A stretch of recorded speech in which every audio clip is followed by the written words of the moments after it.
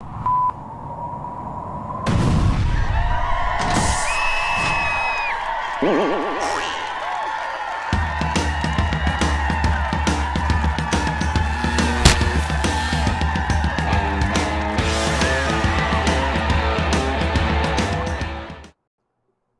everybody. Welcome to another Comic Source Comic Boom collaboration.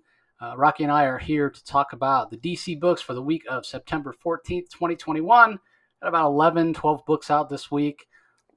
Again, sort of Batman heavy, but I don't know. We were kind of talking before we recorded here. Not a great week. And I don't know. Yeah. I just felt a little let down. I didn't. I agree with you. It didn't feel like most of them were particularly good. I think a lot of I think it was a little bit too Batman heavy too, but there's only 3 or 4 highlights for me. But the highlights were pretty high for me, but the lows were pretty low.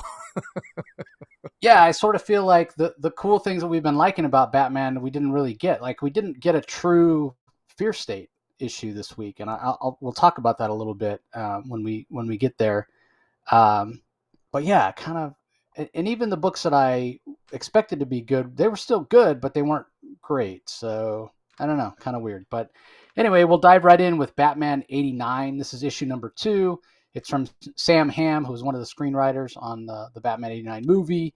Joe Quinones is handling the art. Leonardo Ito does the colors. Clayton Cowell on letters. I talked about it last time.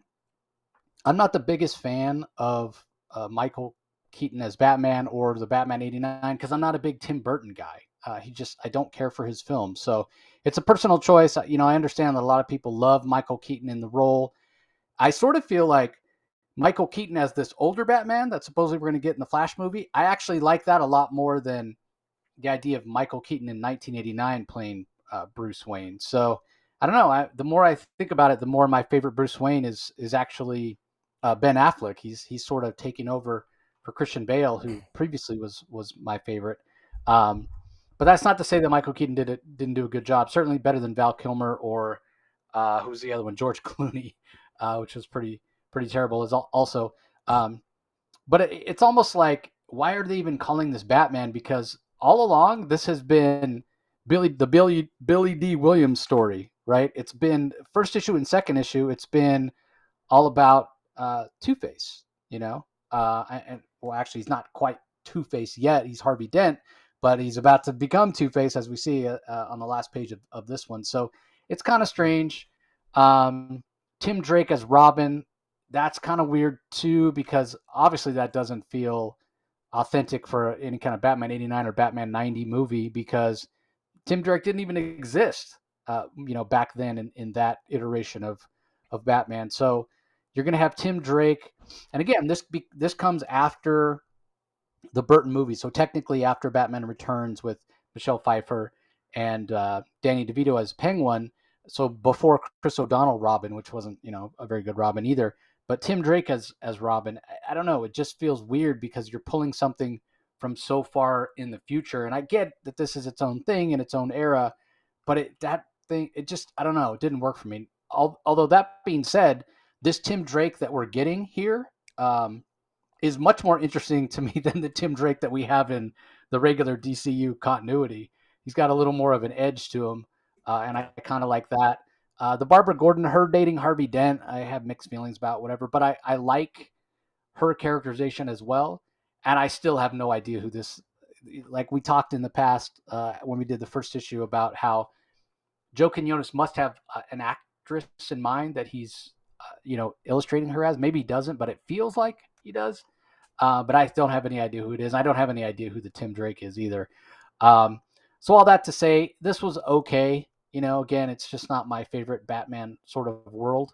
But it's okay. And I'll be happy when we can sort of dial down all the Harvey Dent stuff. And I guess it sort of makes sense when you think about the Batman 89 movie. It did focus quite heavily on the Joker in the first one and then the Penguin in the second one. So why wouldn't, if there had been a third movie, why wouldn't it focus on Billy D. Williams becoming Two-Face? And then maybe we'll get a little more actual Batman, because I feel like we hardly got any Batman in this second issue. So anyway, what did you think of it, Rocky? I didn't mind it. I thought it was a little bit, like you, my favorite Batman is Ben Affleck. I've never made any bones about that, but I've always liked Michael Keaton. Uh, I'm going to give writer here, Sam Hamm. What he does a really good job here is that this is written better than any of the movies were, to be quite honest. Like the Batman, Batman '89, both the original Batman and the sequel, the Michael Keaton Batman movies. This is actually well written. This is actually a Harvey Dent that is actually going through somewhat of a sort of a career crisis. He wants to help the people. He's got a hate on for Batman, but so at first he appears to be sort of like money hung.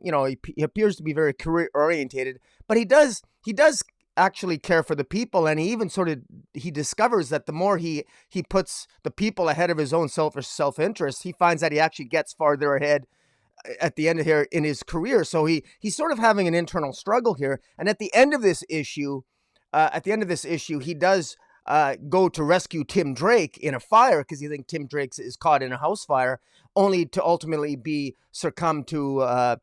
He ends up getting, I guess, knocked down, and ultimately he gets knocked down near some radios, and I think the acid from the radios or whatever will end up burning his face next issue and having an impact on his makeup. I think they're car batteries. Car batteries, or sorry, it looked like car radios. I thought they looked like car radios or something to me, but yeah, that makes more sense. Because I was wondering, I didn't quite figure that out, but yeah, the acid from the car radios, it makes sense, but. Story-wise, writer Sam Hamm is a good writer, continuing to develop the relationship between him and Barbara Gordon. I like that Drake got his name Robin in this story. He gets the name Robin because he is mistaken as somebody who's robbing the store, and he's stopping the guys who are actually robbing the store, and he for whatever reason. They're saying like, stop the robber, and he ends up being called Robin of all. And so it's kind of hilarious how he kind of gets the nickname of Robin, and he's just wearing a hood and he's trying to help. Yeah, he gets accused of doing some robbing. Yeah. So they come up with a Robin. Sort of the Robin. And so I kind of like the way that's sort of done. I like Bruce Wayne's struggle here between vigilantism and philanthropy. Alfred gives Bruce Wayne some good advice. When vigilantism fails, go to philanthropy, and that's what Bruce Wayne does here. And in fact, we see the very same thing playing out in the pages of Nightwing with, in of course a different continuity, but with Dick Grayson creating a foundation with his $1 billion that he inherited from Alfred's estate. Philanthropy can go a long way in terms of helping a city. You don't have to become a Batman. You don't have to become. And I like this. One of the things that happens at the beginning of this is that Batman screws up. Batman, in trying at the very beginning of this story, he ends up getting shot at because he's escaping, and when the cops are shooting at him, they end up, accidentally, some innocent civilians ends up getting hurt because they get caught in a crossfire between the cops trying to stop Batman. And that stays on Bruce Wayne's mind. And so I think Bruce Wayne's heart is with Harvey Dent in terms of the idea of that better to have a city that doesn't need Batman, or that can survive on its own without having to have vigilantism in their city. But in any event, there is some politics in this. Harvey Bullock gets upset with Harvey Dent because Harvey Dent is sort of betrays the police a little bit, because Harvey Dent gives a speech about helping the people, about struggling on his mission, about he gives a speech about inequities, two-tier justice systems, kids growing up afraid, and he implies that maybe the cops could do better. And so Harvey Dent himself is already creating for himself perhaps some enemies. And this is really great character development overall. The relationship between him and Barbara Gordon is really it's well versed, well scripted. And the artist Joe Quinones does a pretty good job. Coloring's pretty good. If you're a fan of Batman '89, I think this is actually the quality of this writing is actually quite good, and dare I say it's better than than I Think I Am Batman, yeah, another Batman title. I really like Sam Hamm here. He's done a lot of work in here, and I like his originality with Tim Drake, and it really works. It comes off quite well. I like it. Great. Well, speaking of I Am Batman, that's the next title we're going to talk about. It's I Am Batman #1, The Beginning, written by John Ridley. Olivier Coipel is the artist. Alex Sinclair on colors. Troy Petrie does the letters. Now, I had thought that I Am Batman, for some reason, I thought it was part of Fear State. It's actually not. But what doesn't make sense to me is there's a point, early on, the first couple pages, when Luke Fox is going down and talking to Vole about his Batman suit being printed, and we get some insight into how it's so much better than previous. It's got a layer of non-Newtonian fluid. So if you're not familiar with what that is, it doesn't translate movement. Think of it in the Marvel universe as like vibranium, right? But this is actually real non-Newtonian fluid. It doesn't. The whole idea is Newton's law, like something that's in motion will stay in motion. For a reaction, there needs to be an equal and opposite reaction. Well, this kind of defies those Newtonian laws, so that's why they call it non-Newtonian. Uh, so that's kind of interesting. He's got graphene gloves, which are supposedly 100 times stronger than steel, that have batons tethered inside them. Now, here's where it gets interesting. His faceplate is made with a military-grade biohazard filter that should help if and when the fear bomb goes off. So when I read that, and again, in the back of my mind, I was thinking this tied into Fear State, and then I hear this fear bomb. But if that's not the case, this doesn't seem to tie in at all with Fear State. In fact, this is in that possible future timeline of Future State. Then why are they? I mean, did the Scarecrow not get defeated at the end of Fear State? Like, that didn't make sense to me. So I wasn't quite sure how that was all supposed to play out. The Olivier Coipel art, I mean, he is a master artist most of the time, but this doesn't feel like his best work to me. This felt really rushed. And I don't know if he purposely was trying to make it feel sort of gritty. The art is really dirty at times. On just about every panel, it looks like there's ink splatter on the panel. And I know supposedly at times it's purposeful, like when Jace Fox is driving along on his cycle, and there's bullets being fired from an automatic weapon, and they're impacting the wall, and it's supposed to be like debris flying up off the wall, and I get that. But it's like on every single panel nearly, there's like ink splatter, and it just makes the art feel messy. And so, when you hear Olivier Coipel, I expect really high level art, and I don't feel like this reached that level in terms of the line work. In terms of the storytelling, it's still very, very good. But mostly what I felt was bored. Like, I'm not invested into Jace Fox, despite reading all the Second Son Batman stuff, all the Batman stuff that John Ridley has done so far. I've read all of it, but he's not interesting enough. I've talked in the past about it. Sort of feels like Ridley is trying to take the Fox family and turn them into this really important corner of the DC universe. I compared it to the show Empire, which I've never seen, but it's just that soap opera feel, right? Where it's Jace Fox, it's Tim Fox, it's Luke Fox, it's their siblings, it's their mother who works in the DA's office, and their father who's head of what used to be Wayne Tech and now is Fox Tech. But guess what? At no point have I ever been shown anything that makes me think I should care. Like, why should I care about the Fox family? Like, all I've seen is some illogical sort of backbiting and just some nonsense. Like, I am not invested in them. I don't really care. I like Lucius Fox well enough, but as a supporting character, not any kind of lead character. This, to me, is missing the hook that it needs for the Fox family. Tell me, John Ridley, why I should care about the Fox family, because right now, I really could not care less about these characters. So I don't even know how much longer I'm going to stay on I Am Batman, because I thought this was incredibly boring. So I don't know. What did you think? Well, I'm going to be a little bit more, I guess, forgiving of this than you. First of all, I really like the art, man. I I just like the art. I actually I think I like it maybe for the same reason. It just seemed to resonate with me. It really feels it does feel that there's an epic feel here. I when Batman is facing off, like, first of all, the story itself establishes that it's been 6 years since Batman's been missing for 6 years. That was established. He mentioned that when he was looking on, and this is one of Chase's earlier.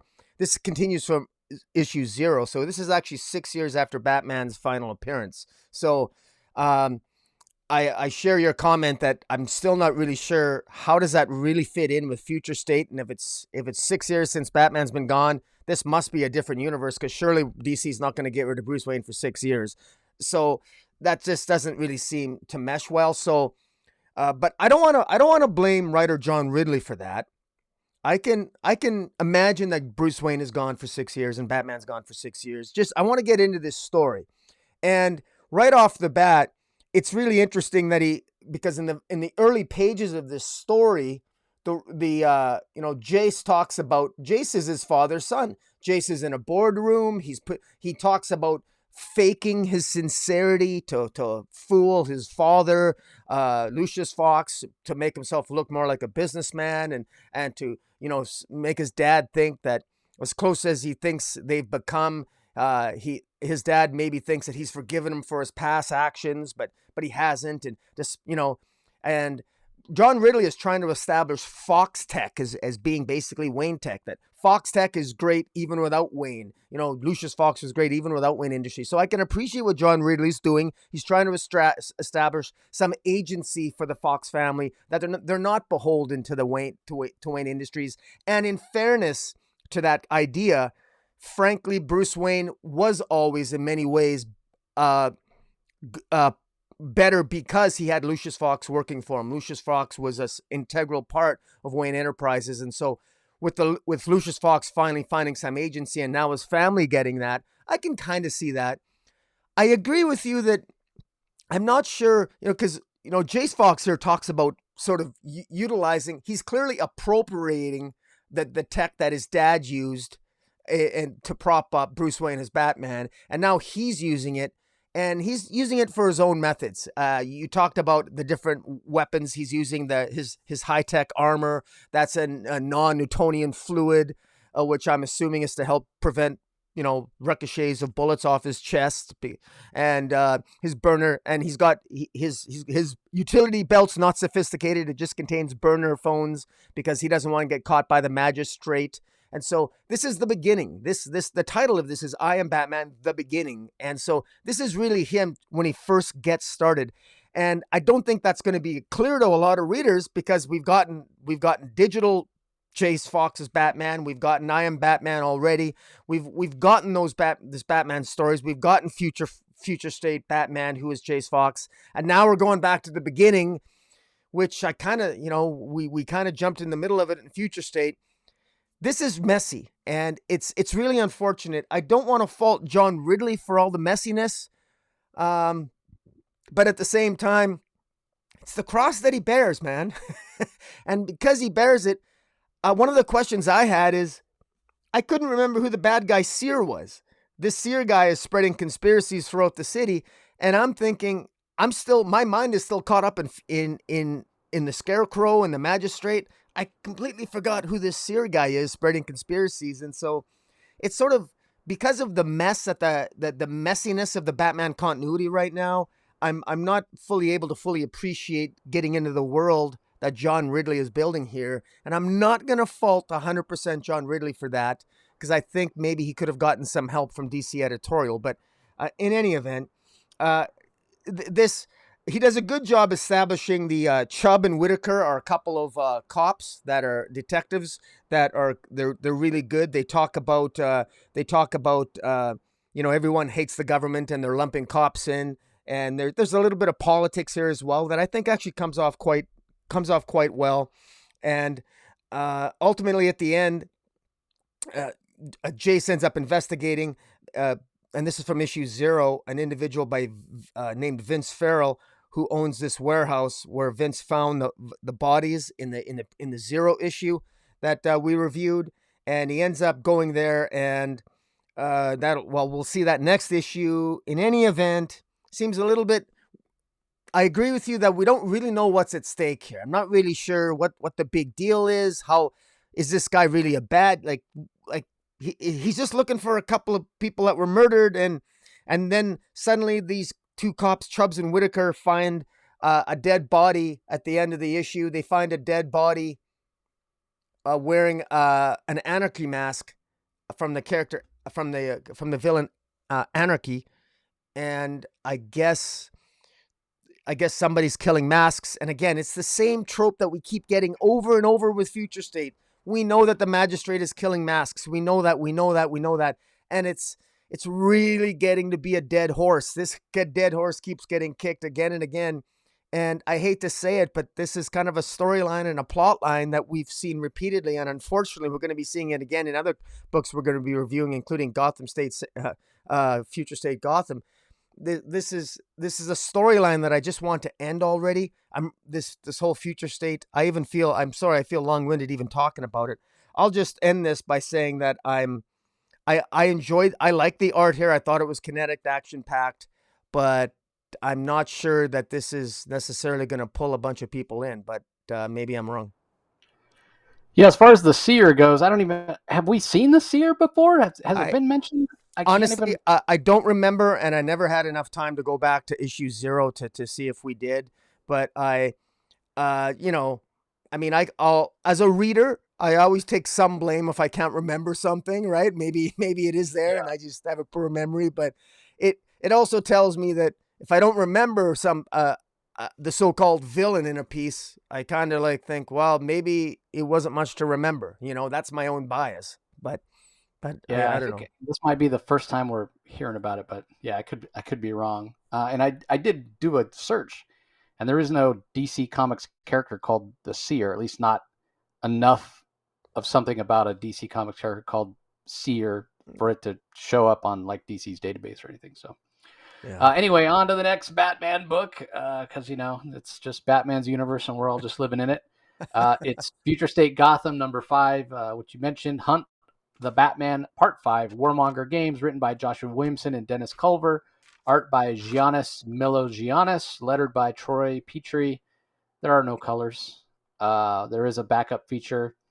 I don't know if this is a backup feature that was printed somewhere previously, but it's written and illustrated by Raphael Grumpa. So I'll let you go first on this one, Rocky. What'd you think? Future State Gotham #5. I really like there's that one alternate cover here. I'm not sure who draws it, but it has the I guess what is it, the White Rabbit? White Rabbit, yeah. Rose Besh is the artist on that. That's a gorgeous cover. I haven't bought a single issue of Future State, a physical copy, but I just might buy this one just for the cover. I actually like that White Rabbit on the cover. It's a sexy character, and I have a nice little collection of sexy woman covers. So I mean, there's a Pyrian fanboy in me that I'll buy a book every now and then just for the cover. But so it meets the sexiness requirement. But in any event, it's the one thing that really depresses me about Future State Gotham. I'll just say it is, I thought the first few issues that were so bad, and the black and white in the art just never resonated with me, and I couldn't believe Joshua Williamson was the writer on this. And I'm reading issue 5 here, and frankly, the writing keeps getting better and better. Now, it started off terrible, but it has gotten better and better. That issue 5, we're now finally at a level where this actually isn't a bad story here. I just wish it was colored up. And this is where my bias is. I like American style, or I guess Western North American style comic books, with color and a certain style. But this story is actually fairly decent, but it's still completely drowned in the universe of Future State, which is a future that it can't really happen. I don't see ever happening. So I'm stunned that we keep getting this storyline. But in any event, this is in the future. I guess 6, maybe 10, 15 years in the future. I'm not even sure, but it's the future. It's in the future where Red Hood is working undercover for Batman. He's infiltrated the magistrate, and he's Peacekeeper Red. So Red Hood is Peacekeeper Red, and he. This issue starts off with him fighting the Batman, Jace Fox, the Batman, the new Batman, and Astrid Arkham has Astrid Arkham was the one that was initially using Mad Hatter technology to control some of the actions of people that were using masks. And this other character by the name of Warmonger shows up, and he actually ends up fighting Astrid Arkham, and he wants to use the Hatter tech to control, and he's kind of a psychopath. And it's kind of interesting, and I just to summarize as quickly as I can, Warmonger is actually an original prototype of a peacemaker. That's what it was revealed, that way back, even one of Simon Saint's, I guess, earlier experiments, even before Sean Mahoney, who is Peacekeeper 1, one of Simon Saint's earlier experiments was actually this Warmonger character who was deemed to be a failed experiment because basically he was too psychopathic. But they didn't want to kill him. They just basically left him frozen on ice. And of course, naturally, he gets, released at some point, and he's a psychopath, and he's the warmonger. And in this particular issue, ultimately, Jason Todd, as Peacekeeper Red, discovers the frequency. He realizes that he can control all the people being controlled through this Hatter tech in people's blood can be controlled, can be hacked into with a right kind of frequency. And he discovered that through Astrid Arkham. And they ultimately end up, overcoming this warmonger, but he escapes. And now, so what they do at the end is they realize that Warmonger now knows the secret that he's got to hack into this frequency because all these people have this Hatter tech in their bloodstream or whatever in Gotham. So he's got to go, but he needs a more powerful antenna to amplify his own frequency to take control of people. And so he's going to go to magistrate headquarters in Gotham. And at the end, the only way that they can infiltrate the headquarters is if Peacekeeper Red, i.e. Red Hood, arrests the new Batman and brings Batman in. And of course, it's all a facade, but that's what they're going to do. Meanwhile, Nightwing and the rest of the group, they don't know that Jason Todd is actually undercover for Batman because Batman never told them, or rather Bruce Wayne never told them. And so they don't realize at the end that even though Jason Todd is basically bringing in the new Batman, that in fact that's all a ruse, probably just a ruse, in order so that they can infiltrate the magistrate headquarters to destroy the antenna to prevent Warmonger from implementing his master plan of sort of controlling the actions of mass mind control of all of Gotham. That's kind of what the story is, and it's, I don't know. I mean, it's not a bad story. I mean, I guess it just feels like I'm not, I'm just not into it, but I can't say that this is a bad story per se. This is actually one of the better paced issues, but the art is even better. The art's kind of grown on me. The backgrounds have gotten a little bit better. I thought Oracle had an interesting new look. I thought, I would actually be really curious to see these characters in color, to see how they would look like, and with a really great colorist. Put Jordi Belair on there, or Alex Sinclair, or something like that. I think this would look probably very interesting if it was colored. But in any event, people are going to forget about this because I don't think anybody's reading it, and I don't think it's going to matter. That's the sad part. But I don't know, man. What did you think? Yeah, I sort of agree with you in that it's definitely gotten better.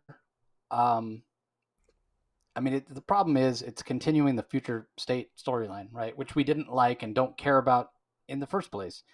What I do like about it is the fact that it is spotlighting some Bat characters that don't really get a spotlight very often. The argument could be made.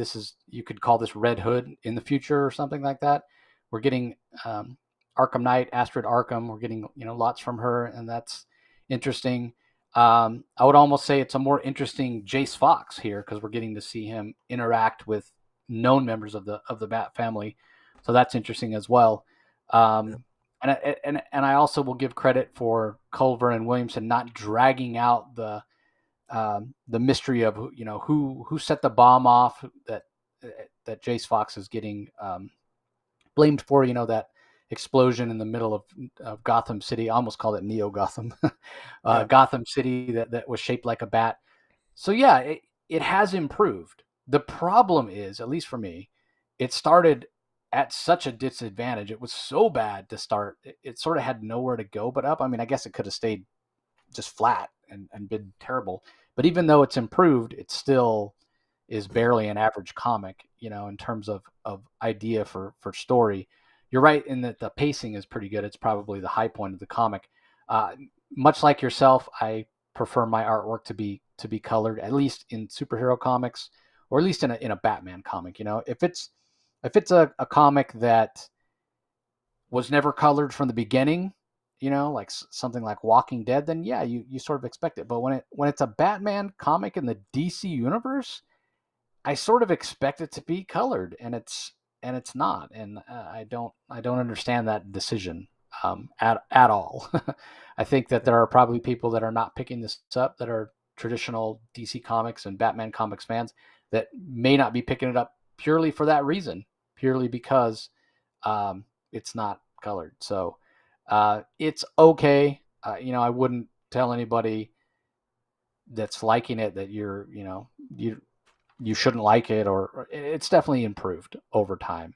Do I think it needs to exist? I still don't think it needs to exist. I think the sooner we leave behind the entire future state, all the storylines, as soon as we just forget that future state even happened, we're not reminded of it by things that happen in the story. We're not reminded of it by having titles that have future state in them, the better off DC will be.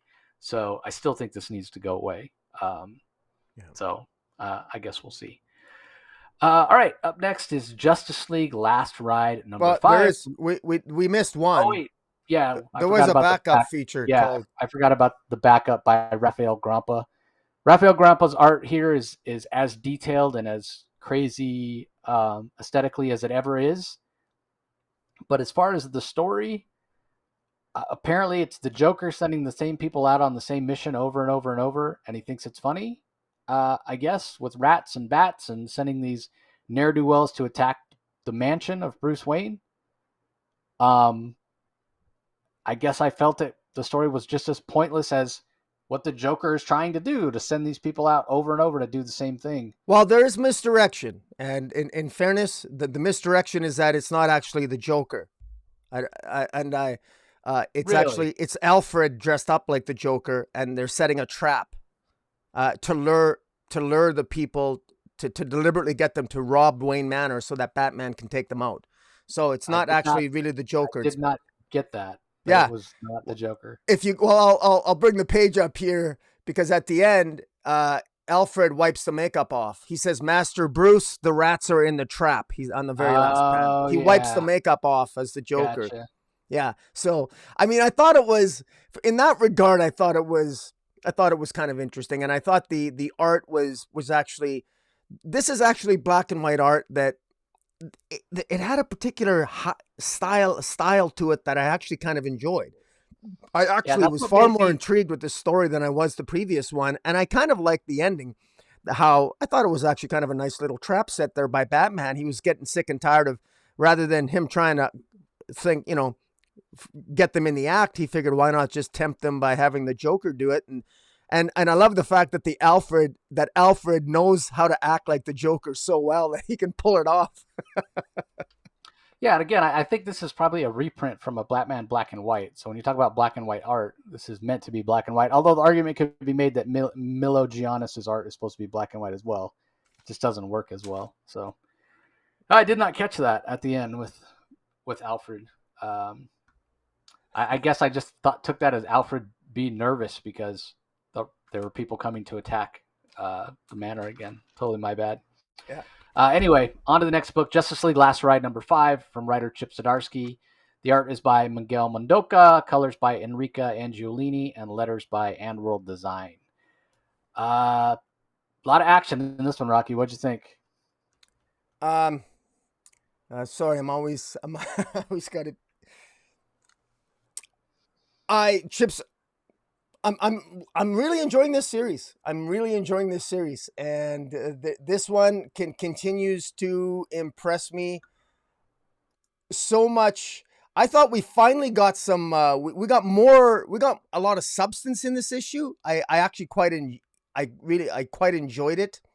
I love the fact that there's right out of the gate we know that what's happened here is the Justice League many years ago they lost Martian Manhunter and Aquaman in a battle against Darkseid, and they're still recovering from that psychologically. The relationship between Superman and Batman is strained, and all of a sudden they come across this responsibility of taking care of Lobo and making sure that they want to make sure Lobo is going to stand trial by the United Planets. But there are a lot of people that want to take Lobo out, and the best place to hide Lobo is on Apokolips. But Apokolips is burned out. It's a burned out planet because the only way to defeat Darkseid back in the day, it resulted in Martian Manhunter giving up his life, but it resulted in Apokolips becoming a dead planet, and all the engines, I guess, that powered Apokolips were essentially burned out. And so they're hiding out there with Lobo, and Flash and Superman are there. And of course, they discover that Brainiac and the Manhunters and the Cyborg Superman are all there they think that they're to get Lobo, to kill Lobo. And I love how Superman and Flash react.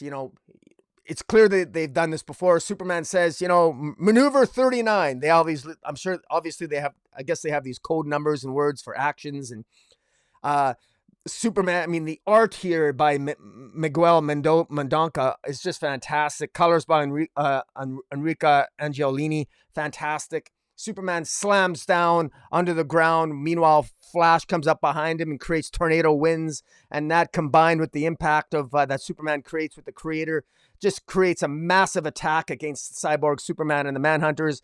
Just epic. And so that battle is waging on. There's bounty hunters there to get Lobo. Meanwhile, Green Lantern is talking with Batman, and they notice they're actually on Apokolips, and Batman's plan is, well, the only way to keep people off of Apokolips now is that they got to repower up the engines of Apokolips. They shut Apokolips down, but the only way to get these people away from Apokolips is now to power up Apokolips so that their defense mechanism of Apokolips kick in, and that way they'll be protected and they can protect Lobo.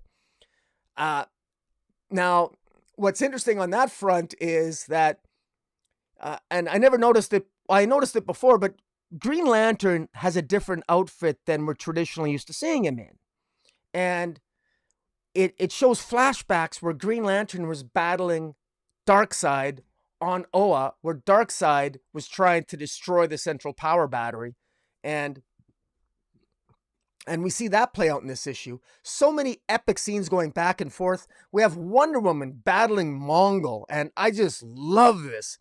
I love that the impact. It looks violent. Kudos to Mendonca on the art.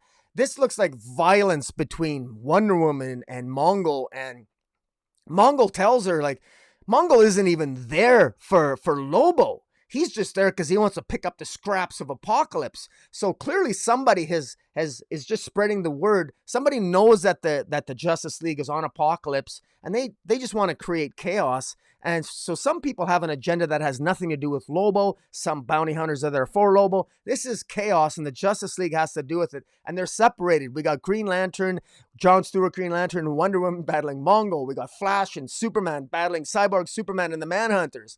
And we got so many cool things going on. And we got Batman and Green Lantern trying to power up Apokolips. And what I love here is the kinetic, just the kinetic energy from panel to panel, from page to page. You really get a sense of the cinematic sort of battle scope of this.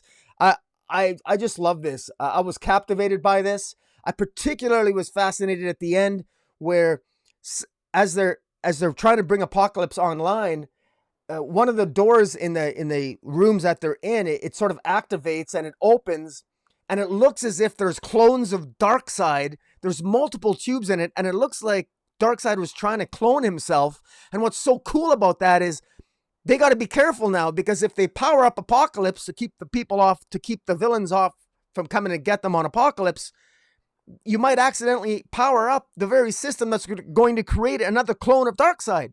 At least that's what I think's happening here. So I think this is awesome. This is just awesome. And Hal Jordan fighting Darkseid in the past with his willpower. I mean, the scenes are just epic here. Character moments between Batman and Superman after Martian Manhunter dies. Superman picking up Batman by the throat. Them having an altercation, arguing with each other. Wonder Woman interrupting him, telling them to get their act together. They got a universe to save. This is just epic. Amazon's in action, kicking butt, taking names. I mean, there's so much going on here. I don't know how anybody can't read this and love it.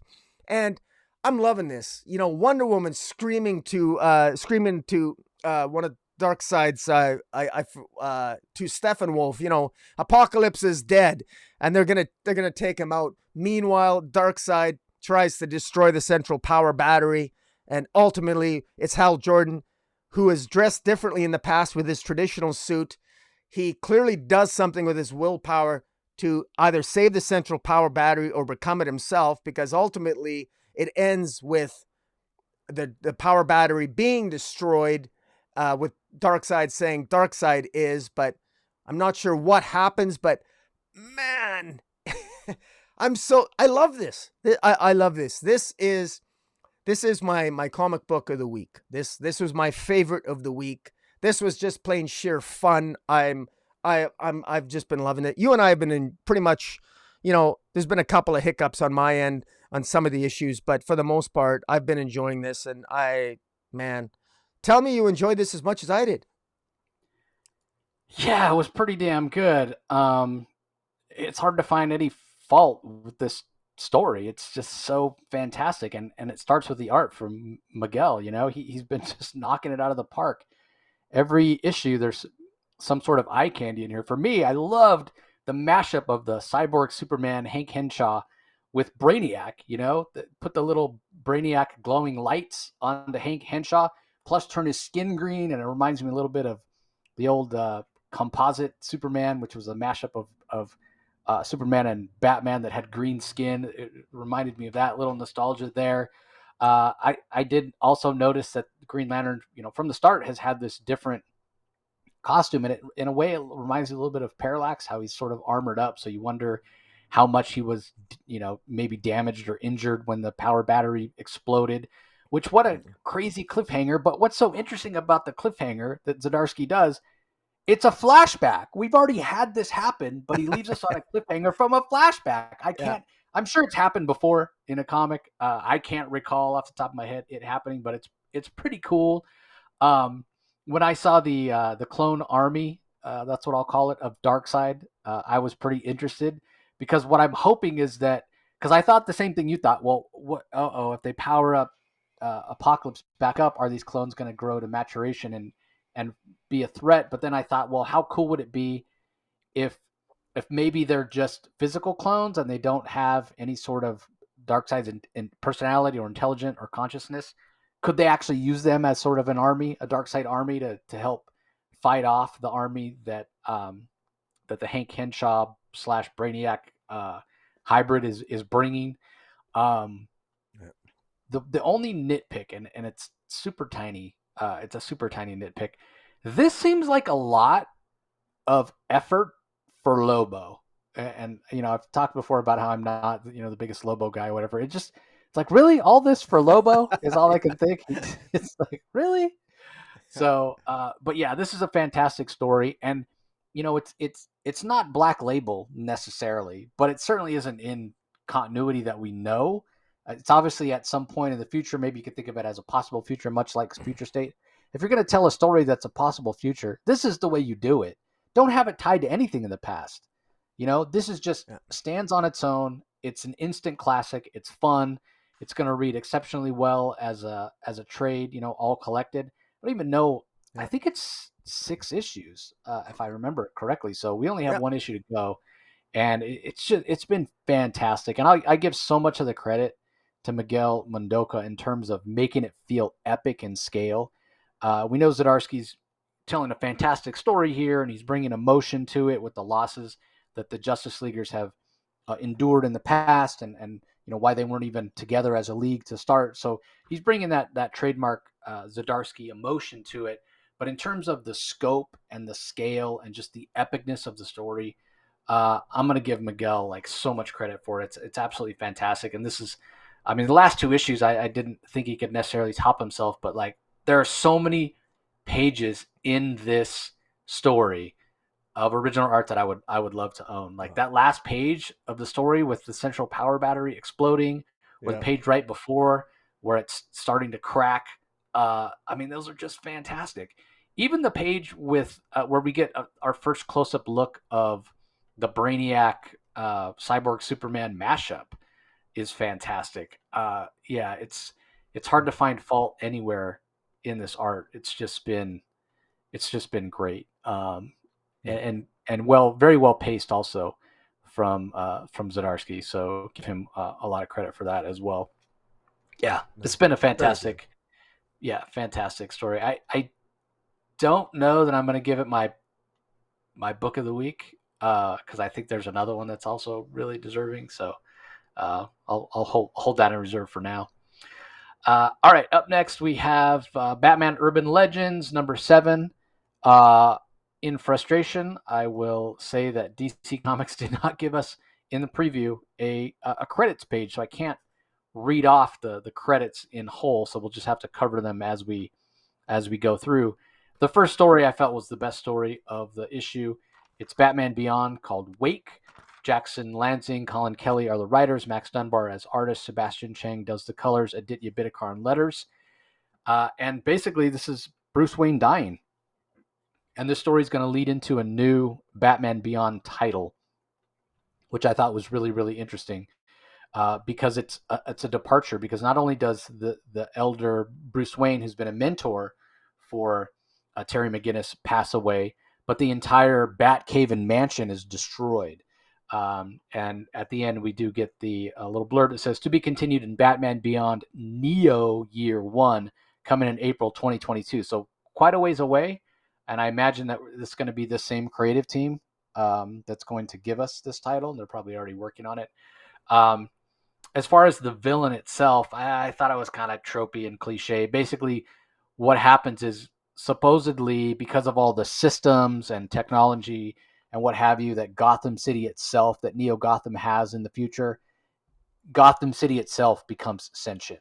And Gotham City itself kills the elder Bruce Wayne.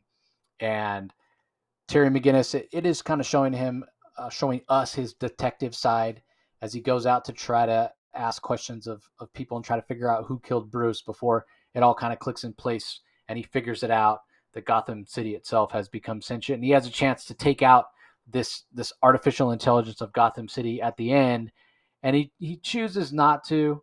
Um, he chooses not to sort of kill the living Gotham because there's a scene with Bruce where Bruce is talking about how he always carried vengeance in his heart, and it's probably what was his weakness as Batman, and Terry's already outgrown that because Terry still has goodness in his heart, and that's sort of a foreshadowing of him um, not killing the not outright killing the AI, but then he does blow up the cave and the mansion, so maybe the AI is dead, maybe not, probably not. Obviously, they went through this pretty long story.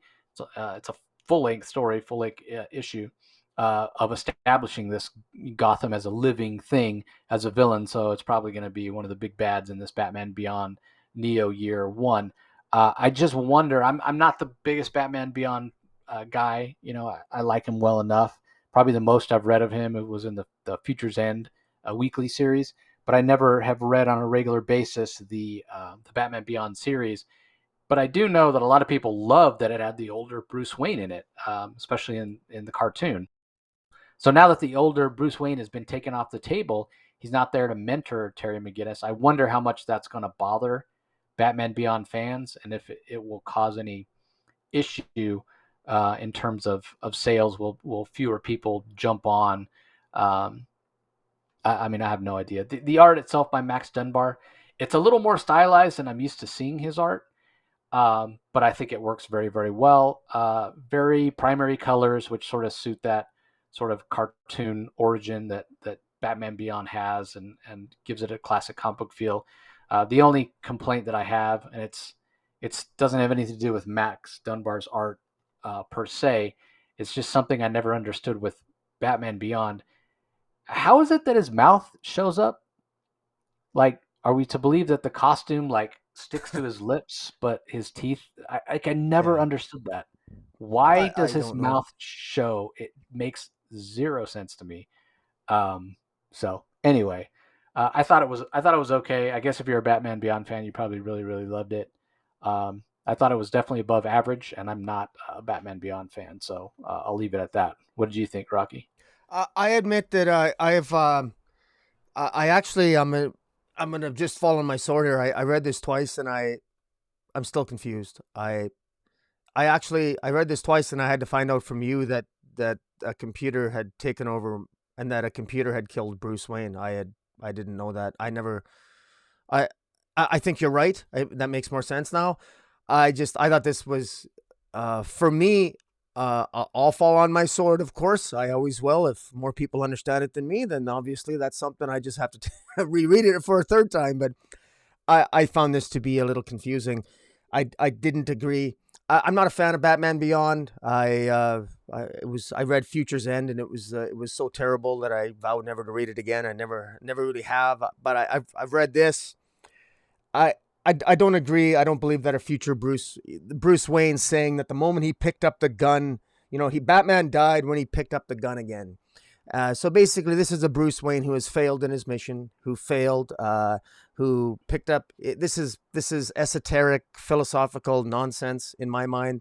This future Bruce Wayne, telling this Terry McGinnis in the future that, in it's just ridiculous. As if he picks up a gun and he used a gun at one point that somehow that corrupted him and then advising him, and then he's not gonna kill an AI that is villainous and can be everywhere, and that his value for human life now extends to artificial intelligence. If assuming that even was the case, I didn't buy it. I also think it's stupid, and I don't respect Terry McGinnis. That's just utterly stupid. He's putting an artificial intelligence ahead of human life. Shame on him. I just I don't I this didn't work for me. I don't like this character, and when I read this, I don't have a reason to like Terry McGinnis. To be honest with you, I don't respect the decision he made if that's the decision he made. I mean, frankly, I don't think it's clear in the writing exactly what happened. Uh, he says at the end, "You're in my ear. This is a closed channel." And then he's talking. "You're in the cave. You killed Bruce." I guess it was him. So now, I don't know. So he had a chance to kill the computer. I guess I don't know. I don't like it. I just don't like it. This is. I mean, how many times does Terminator have to be? Do we need to get a sequel to Terminator before they realize that people don't care about destructive AIs anymore? This is a dead horse, Batman Beyond, and now they're going with this as a plot line. I'm just staying away from this. I could care less about this. This is going the wrong direction to get me interested in Terry McGinnis. And frankly, I mean now they've killed off Batman in the future. And so he's failed in the present. He's failed in the future.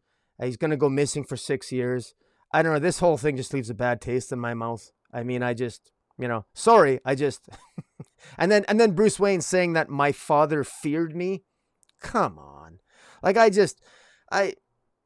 don't know. This is an old, pathetic old man that he's dying in a state of depression. I mean, he should have been on Prozac before he died. I mean, this whole thing just rubbed me the whole thing was just nonsense to me. I'm sorry.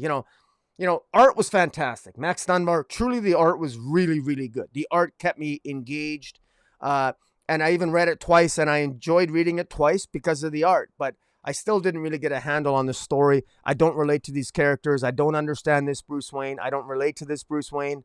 This is depressing. and I've got no desire to read Batman Beyond after reading this. Sorry to say. All right. Well, let's move on. Next story is called The Executive Game. And I Ooh. just now noticed for the first time that it says Damian Wayne Batman 666 in The Executive Game. It's from writer Tim Seeley. Juan Ferreira does the art and colors. Becca Carey on letters. The art is absolutely fantastic. I didn't realize that. I didn't realize it was Damian Wayne until much later in the story. Um, and the way you're confused about the first story is the way I'm confused about this one. I would have been much less confused had I realized it was Damian Wayne sooner. Um, so basically, Damian, Gotham City, they should have thrown a year on there where it says Gotham City restricted zone, would have helped. But basically, Damian attacks this building, the Pelagus Tower, which apparently there's some sort of android something or other that guards it, and then he fights various supervillains, none of whom we've ever heard of, on his way up to the top, I guess, to talk to the executive, which I sort of, and I'm guessing here, I'm sort of taking to be, much like we just had, some kind of a computerized artificial intelligence or something or other that's protecting Gotham City or running Gotham City. Could it in fact be the future version of this AI of Gotham City that we saw in the first story?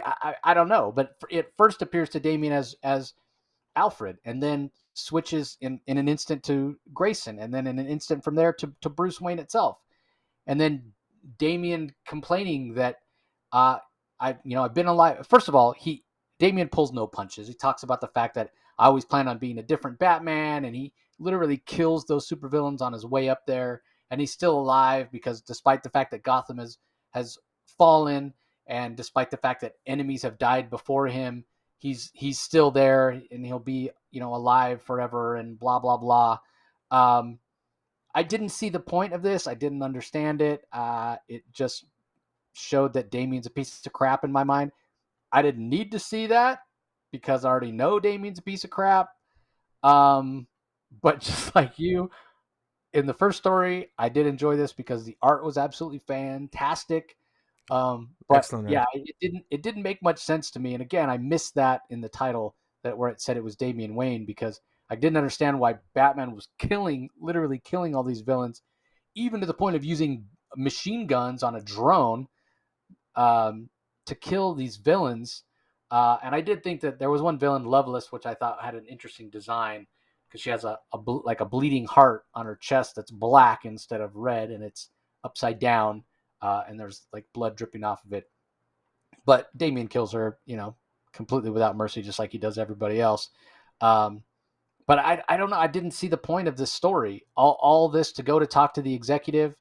Um, and he talks about how Gotham has fallen, and he's going to be there forever, and he's got all these sins, and he would not buy back his soul even if he could. If he was going to use his soul, he's going to use it to buy back something else, and apparently what he's going to use it to buy back is a chance to get more revenge on the Joker. Is that what Yeah. happened? I don't Well, I know. can tell you. Yeah.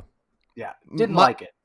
well, my interpretation of it is, and I did find this, ironically enough, I actually found this more clear than the Batman Beyond story. And I might be wrong, straight up, I might be wrong, but I thought the executive is the devil. The devil is not AI, he's the devil himself. Because Okay.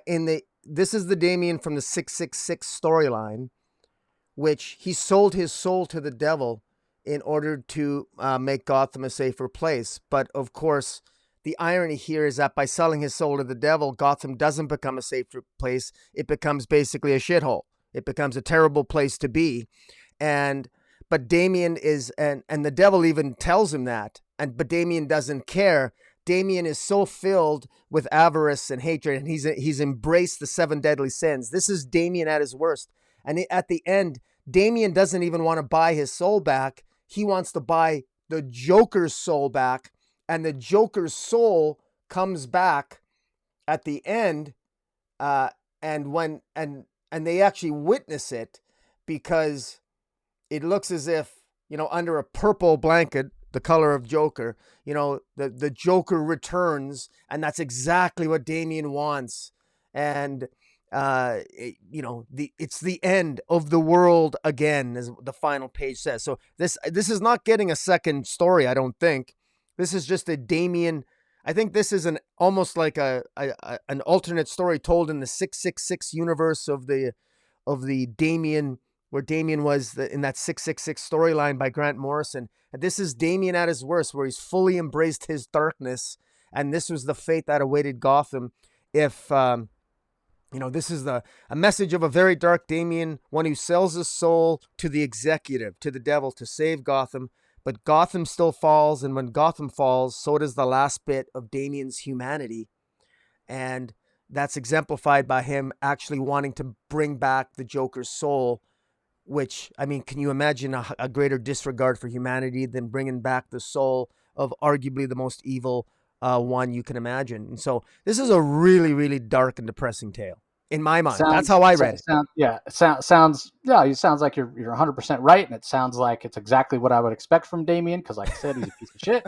And the fact that you said it was based on a Grant Morrison 666, then yeah, no wonder I didn't like it. Not a surprise at all. So let's just move on, shall we?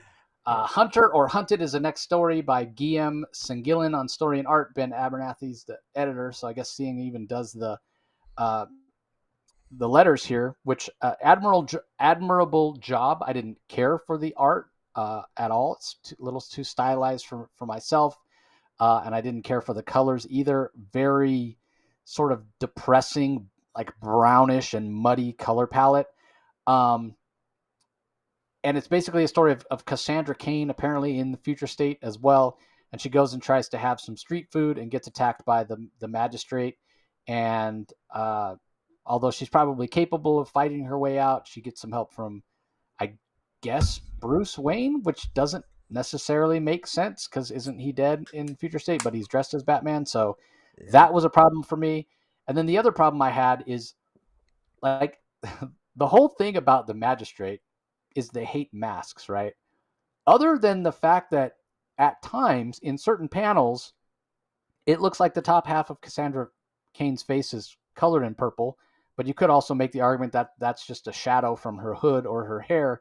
There are other panels where it doesn't look like she's wearing a mask at all. Yeah. And like 2 or 3 pages in, they're calling her a mask, talking about her wearing a mask. I had to go back and look and say, is she wearing a mask? Because she's not wearing a mask.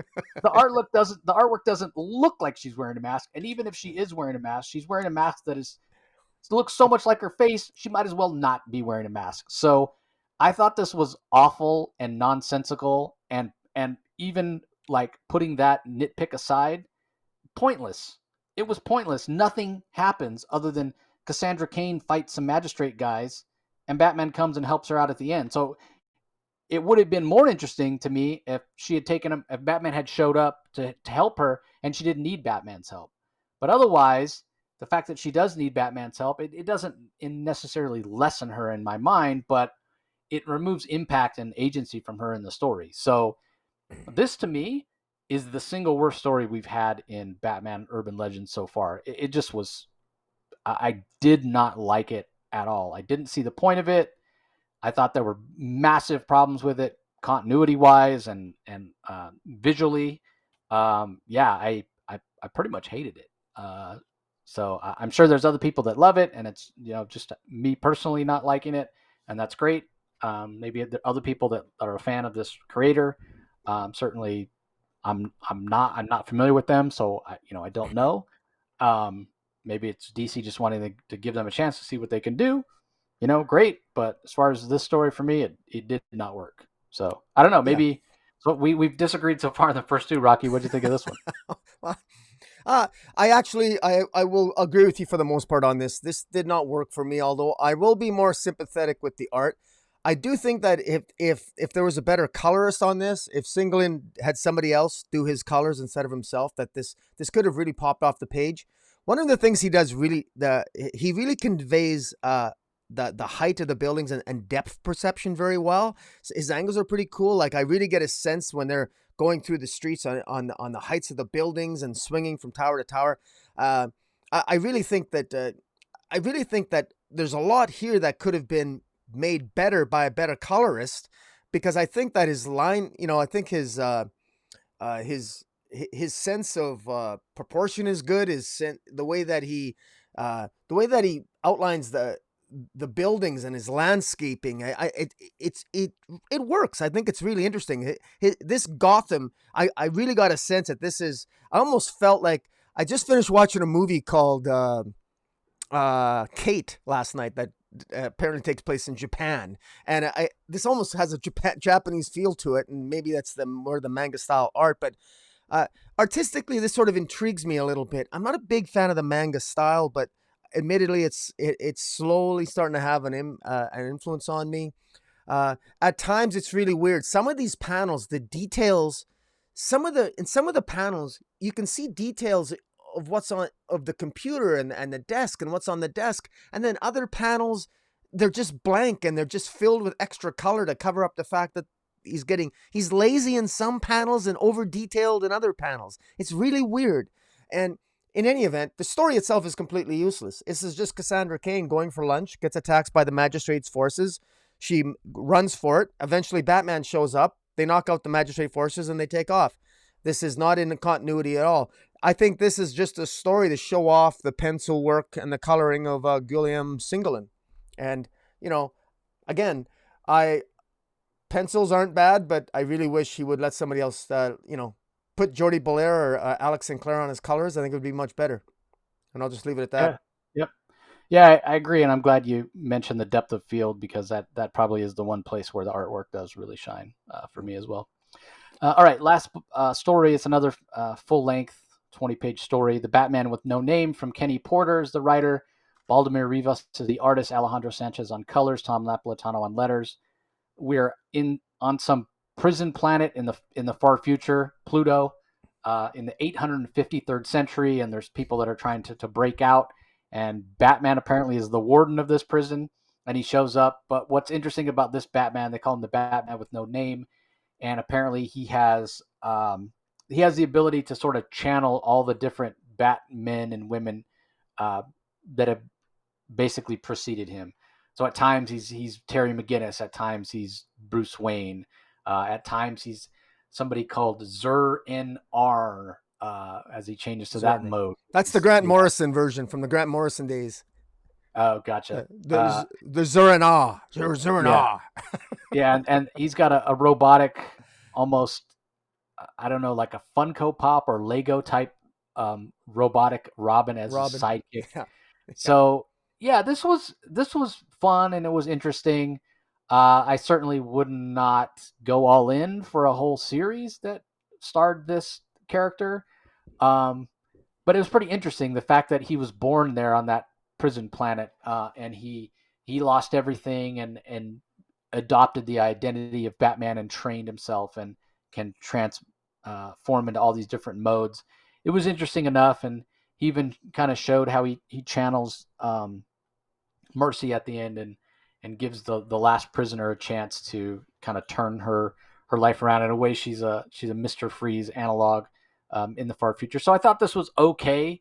I certainly was glad that at the end we didn't get some to be continued in the Batman with No Name number 1 coming next year or whatever, because God knows we have far too many Batman titles from DC already, and I don't feel this is strong enough to sort of warrant its own series. But for one issue, for one story, I thought it was okay. I wouldn't go so far as to say it was great or anything like that, but it was a solid story, and the artwork, while stylized, I think worked.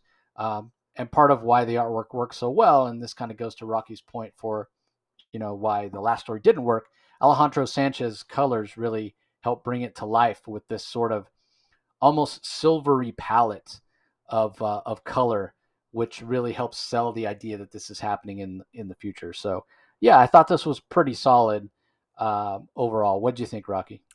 I really like the idea that I'm going to give writer Kenny Porter some credit, that the idea that the Batman of the 853rd century is, I guess, permanently stationed on Pluto, and his only legacy is Batman. He doesn't have his own individual identity.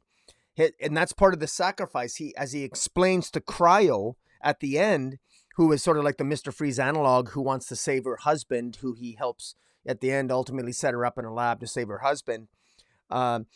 He all he knows is different incarnations of Batman. As the Batman of the 853rd century says, it's my honor and my burden to basically be Batman. I have no name. I am vengeance. I am the legacy. I am only Batman. So he was Batman the Warden. He's Batman Beyond. He's Zur-En-Arrh. He's the Nightfall Batman. He's the Dark Knight mode Batman. So think of all the video games and all those cool little toys and it's like he's literally like a Batman video game all wrapped up into one in the 853rd century. And I think that, that's a nice little callback, and I think that's a nice way to maybe attract some readers.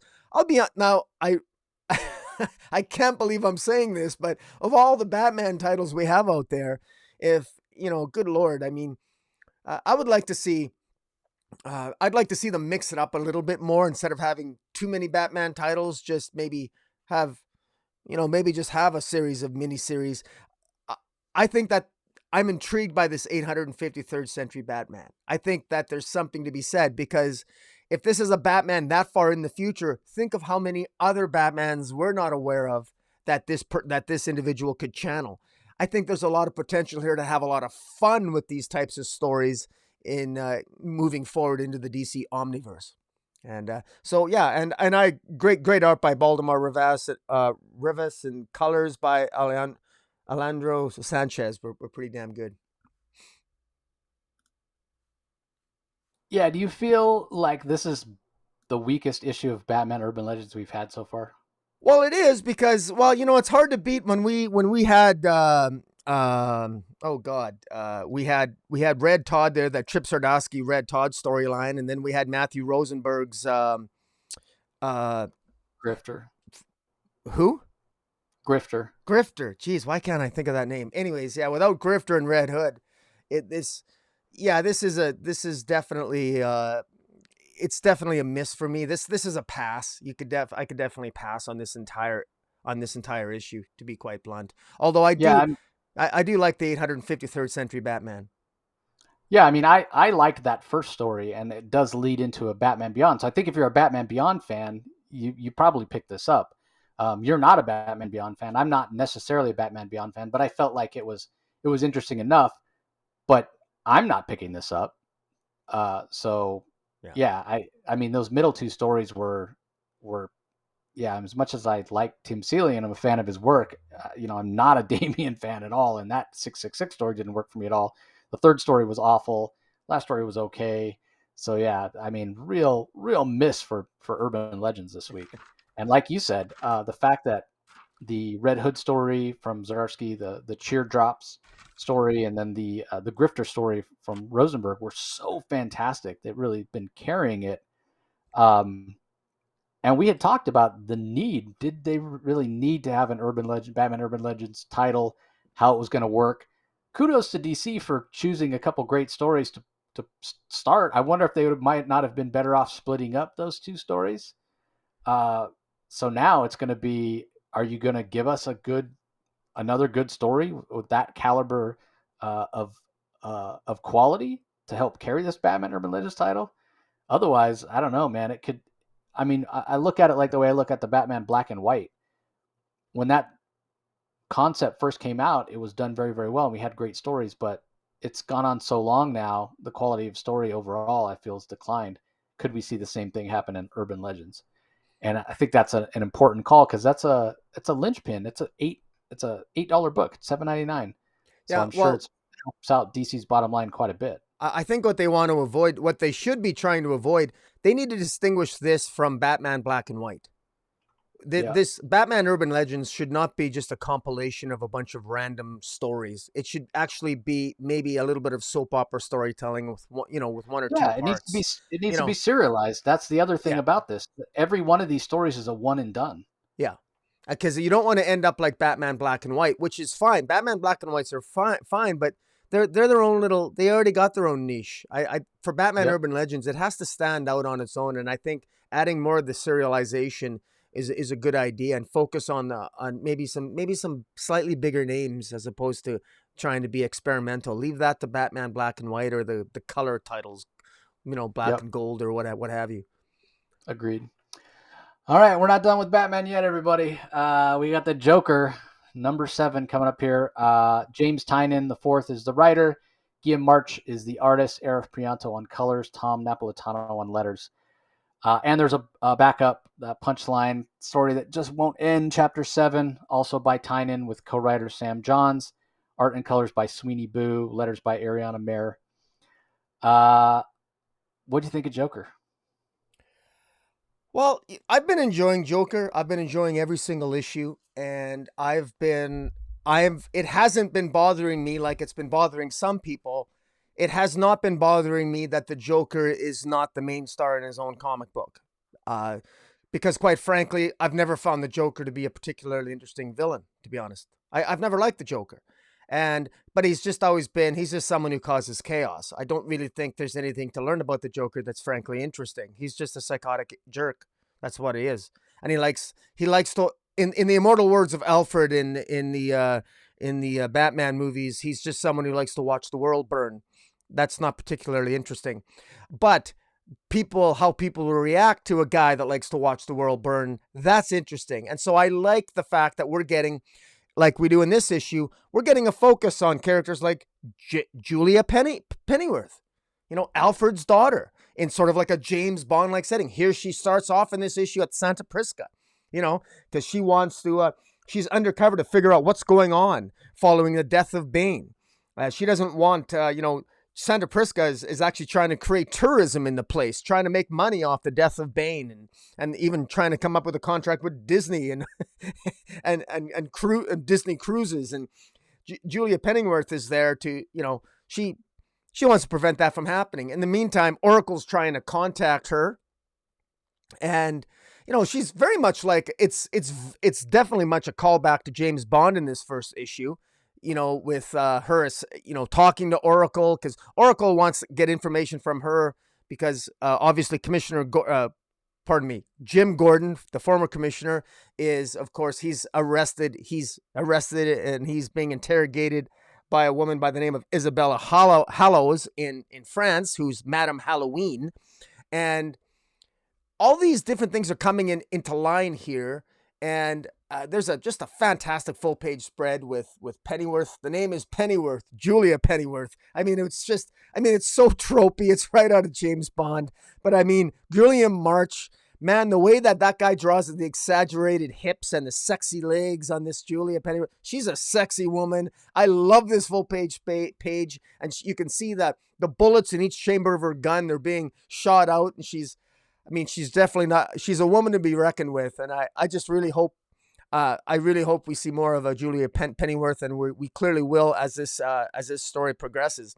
Meanwhile, Jim Gordon is talking with this Isabella Hallows, and Isabella Hallows, she's Madame Halloween, and she's basically like she's a top cop official for most of Europe, and she just wants to be able to, she wants to get to the bottom of this sort of this.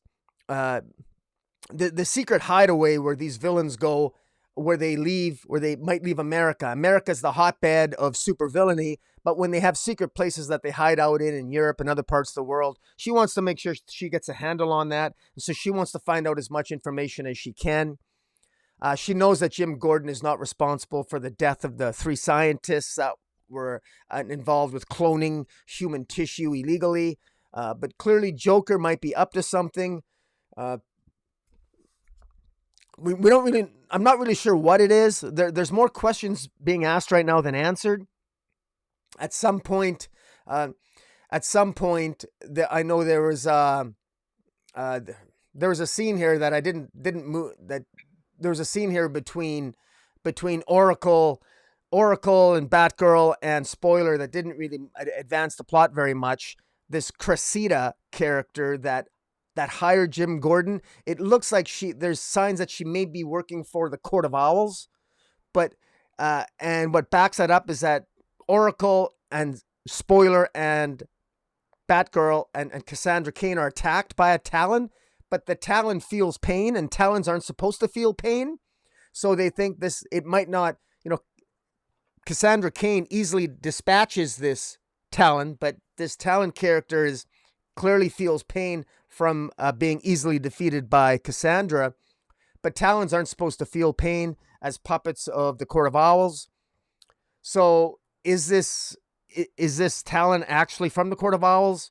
Is the Court of Owls, are they the organization that are secretly paying Jim Gordon $25 million to find and kill the Joker? It looks that way, but maybe that is misdirection. I'd be interested to hear your read on it, Jace. But Oracle's got all these questions. She's not sure what's going on. Meanwhile, there seems to be possibly some rapport and some maybe even romance vibes between this Madam Halloween and Jim Gordon as they're over drinks. They're sort of, having an exchange and a battle of wits back and forth and knowledge. Clearly, they're both seasoned. They're both older, experienced individuals who have fought crime, albeit on different continents. And this was a very interesting dialogue. I think Tynion really shines here in the dialogue between these two. Jim Gordon, clearly, he already has a pretty good read on Madame Halloween in terms of what she wants. She clearly respects Jim Gordon. And it's clear then it ends up Vengeance, the daughter of Bane, shows up. And it's clear that Vengeance has either been recording their conversation or eavesdropping because Madame Halloween says that nobody can know that they're working together because Madame Halloween wants to work with Jim Gordon to find out as much as she can about this organization that might be hiding villains and these secret hideouts for villains all over the globe. But clearly Vengeance, daughter of Bane, wants in on the information as well. And it ends with a tease in terms of that next issue 8, we'll find out the truth about Vengeance. That lab that was growing where the 3 scientists were killed, where they were cloning body parts. One has to wonder, is that the same lab that Vengeance herself broke out of at one point? And what does Joker know about it? Is Joker the one? He's responsible for killing those 3 scientists. There's a lot. There seems to be a lot of moving parts here at play. We know that Joker's not responsible for what happened at 8A. At least we don't think. What's the origins of the daughter of Bane, Vengeance? What's going on exactly? What's the Joker up to here? What's the Court of Owls up to? We're at issue 7 here. We got 5 issues left. It's 12 issues long, I think, in this story arc anyway. And I'm intrigued. I think I'm asking the right questions. I'm really excited to see where this is headed. I don't care that Joker's not in this story, straight up.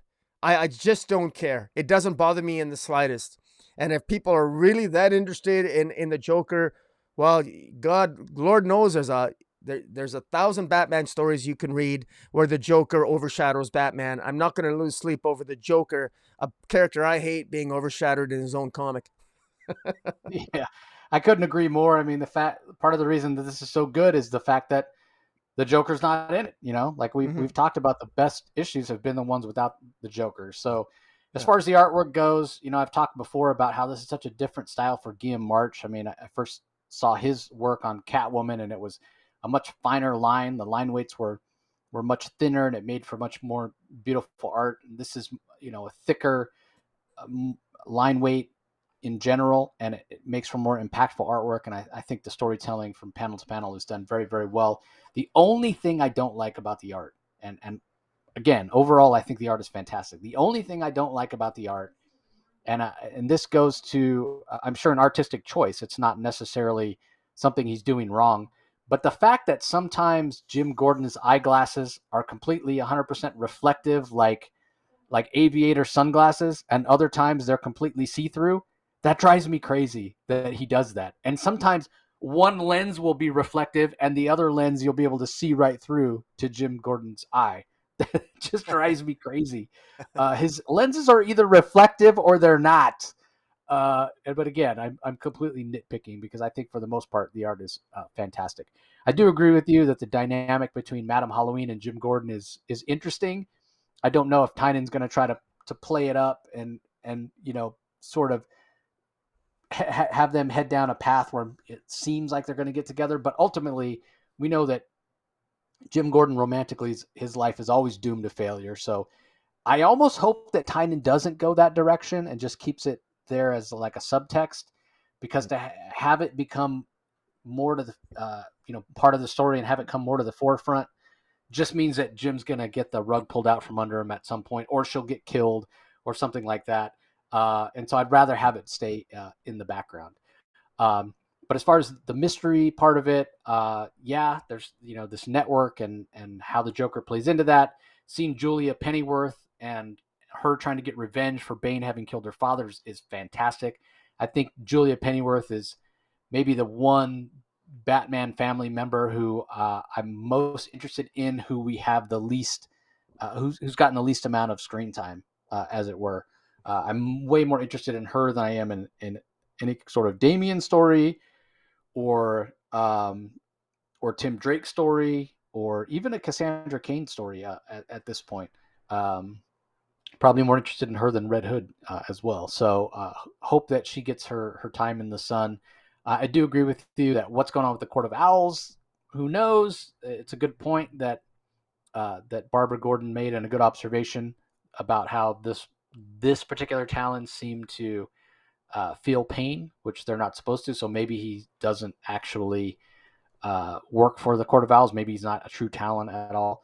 And then the other part of this story that I don't necessarily have questions, because I just kind of set it aside. But with everything that's going on in Fear State, everything that's going on with the Magistrate and the future of Gotham City and what have you, this story so obviously sits outside of all that. So you just kind of have to set all that aside. And especially seeing a Talon in here, and we know the Joker is going to be at least somewhat involved at some point, my guess, in Fear State. Or maybe it's just the fallout of the Joker War. It is sort of interesting to see how that's all going to play out. Plus, we have a Talon over in Suicide Squad. How does that play in? So yeah, there's definitely a lot of questions in terms of where all this stuff fits editorially and continuity wise. But I guess we kind of just leave that out for now. As far as the backup story, the Punchline story, neither Rocky nor I really have been enjoying it. I will say that I did sort of enjoy this one more than a lot of the previous iterations. And I think that's because you almost could say this wasn't even a Punchline story. It was more of a Bluebird story of Harper Row in the prison. So I did enjoy getting a chance to see Harper Row and what she's up to. So, and the artwork, again, it's fine, but I don't know that it necessarily suits a kind of a dark Punchline story. It's pretty cartoony and bright in terms of the style and the color. So, what do you think of the backup, Rocky? Well, the backup again, Sweeney Boo's art. I mean, I love Sweeney Boo. I love her as a, she was, again, I say again, she was one of the most pleasant people that I met in New York Comic Con last year. I just feel that her art here, this isn't a good mesh between artist and the story itself. This is a prison setting, and I think the artistic style just doesn't quite work. I think, especially now in the early days of readers wanting to get to know Punchline should look more hardcore.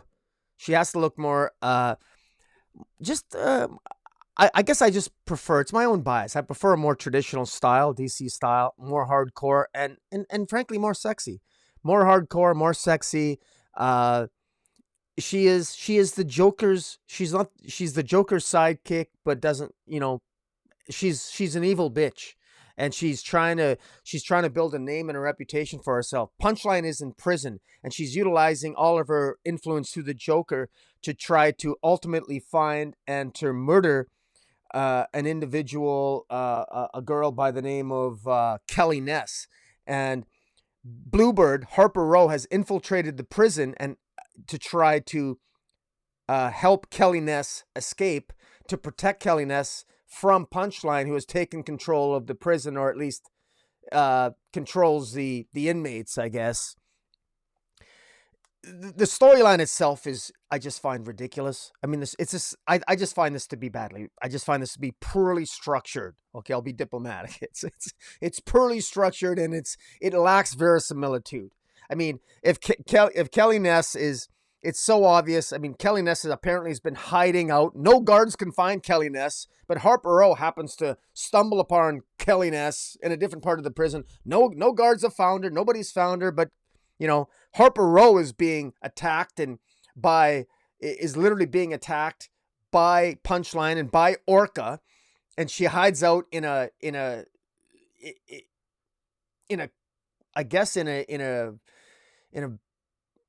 locker that apparently is attached to a ventilation unit. That doesn't make any sense.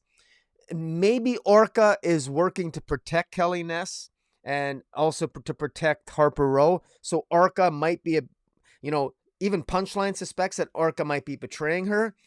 So, I mean, there's some semblance of a storyline here that has some degree of interest to me. It just doesn't really work for me. I want to feel that Punchline is an A-level threat, or at least a sidekick to an A-level threat, and I'm not feeling that.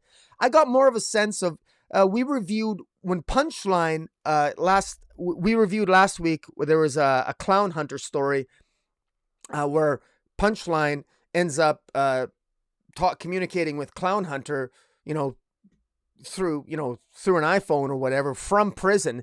I got a sense that Punchline was powerful. She had connections and she could talk to somebody outside of prison. I got more of a sense of the gravitas of her power and connections, that of her own agency as a villain in that story than I have in this entire backup series. And that's not a good thing. This should be a series where I think of Punchline and I think that she is an A-level threat, or at least the sidekick to an A-level threat. I should at least look at her as I would maybe Damian as in terms of effectiveness alongside Batman, but I'm not feeling that at all. And that's a failure of the story. And sending Harper Row in here, Harper Row is a joke. I mean, I'm sorry, but Harper Row has always been a C-lister at best to me. And here Harper Row, of all people, Harper Row, ends up in the ventilation shaft, cowardly running away from Punchline, stumbles across Kelly Ness, and then how does she plan on escaping with Kelly Kelly Ness now? I have no idea. In any event, it ends with, I think it's one of the characters here. I'm not sure if I think it's Harper Row's brother. Yep. Cullen, is that his name? That's his name. That's yeah, Cullen. Yeah, he goes to he seems to have some attraction to a member of the Royal Flush Gang, another male member of the Royal Flush Gang, and I guess they have a moment where they're sort of bonding. And the Royal Flush Gang, just so people know, Punchline dethroned the leader of the Royal Flush Gang that was that was sort of in control of the prison. Punchline defeated her. And so the Royal Flush Gang has a vested interest in overthrowing Punchline's power in the prison. And so Cullen is presumably working on that, although he seems to be more interested in commencing a relationship than that. But in any event, I guess it is what it is. It didn't really work for me. I think it's the wrong combination of story and art. Yep, I agree. All right. We come to the conclusion of Rorschach with issue number 12 from writer Tom King. Jorge Fornes handles the interior art, Dave Stewart on colors, and Clayton Cowell on letters. This was pretty solid. What did you think, Rocky? I love this. I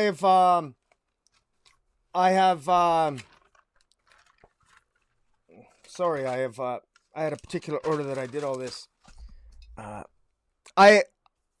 I take notes when I review comic books, and when I read this, basically I had 3 words, and all it was so effing good is what I wrote. It's just so funny because I've said this before, but I have been so brutally hard on Tom King in the past. I'm trying to remember the last time I read a comic book that surprised me and impacted me with such a a successful misdirection in terms of, and I guess I got to give the artist here, Jorge Fornes. I mean, I guess I got to credit him. This was fantastic. Basically, we knew how this was going to resolve. We knew that the main plot line was resolved already with issue 11.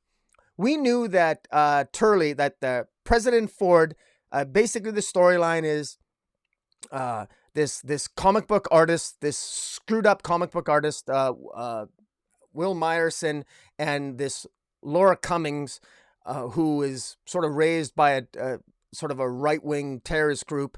They got together. They're both misguided. They find each other and they try to assassinate.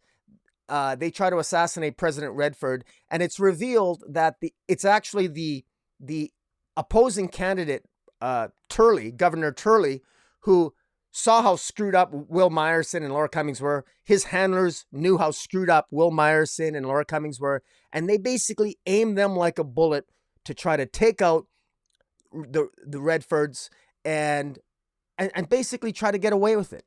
And that's really what they wanted to do. And that was basically revealed over the previous 11 issues in spectacular fashion by Tom King. Now, I just want to bring up some of the images here. Now, the question that I had going into this and why I was so excited about this was I was genuinely curious as to how the lieutenant was going to, because the lieutenant knows the truth. You know, I was curious how this was going to end because Governor Turley is so powerful. I mean, there's no way he owns the cops. He owns he owns he owns the cops. He's got connections with the FBI, the CIA. What can this lone lieutenant do to put an end to the corruption of Governor Turley?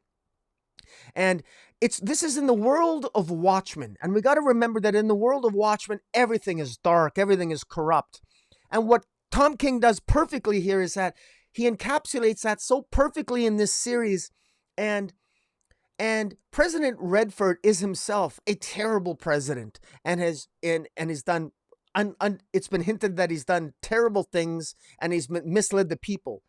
And Governor Turley's been setting himself up as being the savior of the people and to deal with the corruption of President Redford. Vote for me. But Governor Turley is losing the election. So the idea early on, it was so easy to believe that maybe Redford had intentionally set up, that it was Redford himself. President Redford himself had set up his own attempted assassination. And there was all this misdirection and what have you. And it's finally revealed that, lo and behold, this Governor Turley is in fact the one behind it all. And this lieutenant, he approaches, he goes into Governor Turley's headquarters, and behind Governor Turley's desk is this giant smiley face. And what I love about the symbolism of the smiley face, and I want to back up for people listening. People familiar with the Watchmen know that the smiley face is, for Watchmen, has a droplet of blood on it, and that it's a famous symbol, the smiley face with the droplet of blood. Well, Governor Turley, who's running to be president, is behind in the polls. He wants to win, but he has a fascination and obsession with the comedian, and he's got this big smiley face behind him, behind his desk, but it's missing the blood. It doesn't have the blood on it. And that's interesting. It's just a smiley face, and it's sort of symbolic of the arrogance and the bravado and the supreme confidence of Turley. And also his pristine smiley corruption, that it makes you sick knowing that this is a guy that he's going to get away with the attempted assassination of a president. And here this lieutenant is in the room knowing what he's done, and yet he's there to tell them. And this lieutenant is clearly feeding them lies, saying that I have a recording here. In the recording, it reveals everything about the conspiracy of Redford to do this, to set this all up. It's his own people, et cetera, et cetera. And, I'm thinking, well, he clearly must be lying to them. And the brilliance of it, and the way that the artist, Jorge Fornes, sets this up, the lieutenant, he sets the recording down and he begins to play it. And he asks for a couple beers. He's completely relaxed. He's playing it perfectly. Even coming into the building, he plays the guard like a violin. He's letting himself be used and talked down to. And he's playing the role. He knows exactly what he's doing because he knows exactly the type of scum that he's dealing with. Their arrogance. They're going to get away with it. They know they're going to get away with it. They're powerful. They don't know what's coming, and neither do we, the readers. I almost don't even want to spoil what happens in this issue, even in this review. I want people to buy it. I don't know, man. Should we spoil this or should we not spoil this? I don't know. I mean, this is maybe we don't. Maybe we let people see themselves how it actually goes down. All I got to say is that when he plays that tape for them, and what you think you hear on the tape, and then what happens, and the way that Tom King, the writer, masterfully scripts it, and the way that it's masterfully rendered on the page by Jorge Fornes, and you know the tape recorder is played. You can see the hands come to start the cassette. And then you hear what's being played. You hear some sounds, and you could almost only do this in the comic book medium. That's what I give Tom King credit for. You almost couldn't pull this off in a movie, but he pulls it off, and he could only pull it off in the comic book medium.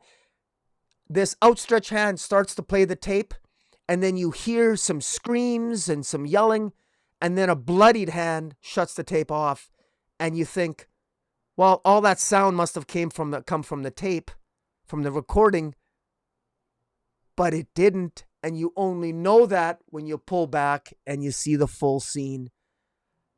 I was blown away. I was absolutely blown away when I flipped that page, man, or rather the digital page. Absolutely incredible. Absolutely incredible. This lieutenant has really become, he's become Rorschach. This is exactly the type of revenge that Rorschach himself, a poetic kind of justice, but visceral and violent that Rorschach would inflict upon them. And this is absolute. I love this ending. I haven't been this satisfied with the ending of a comic book series in years. This is so good. I can't believe Tom King wrote this. I love this. I can't believe I just love it, man. I just absolutely love this. I'm buying this as a hardcover. I have to.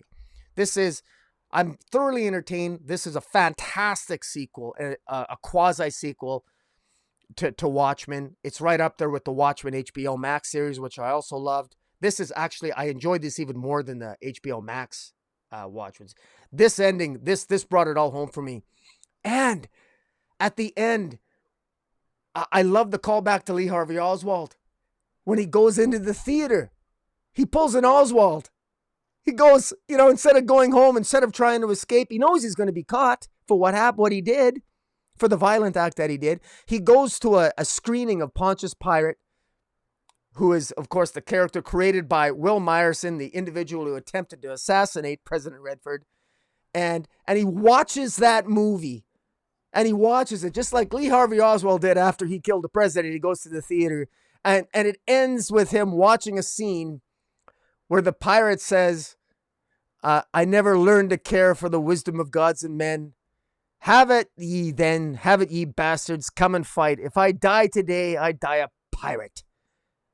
He is willing to die. And he's smiling, eating popcorn, knowing he just murdered the presidential candidate, and he doesn't care. He knows in his heart he did a good thing.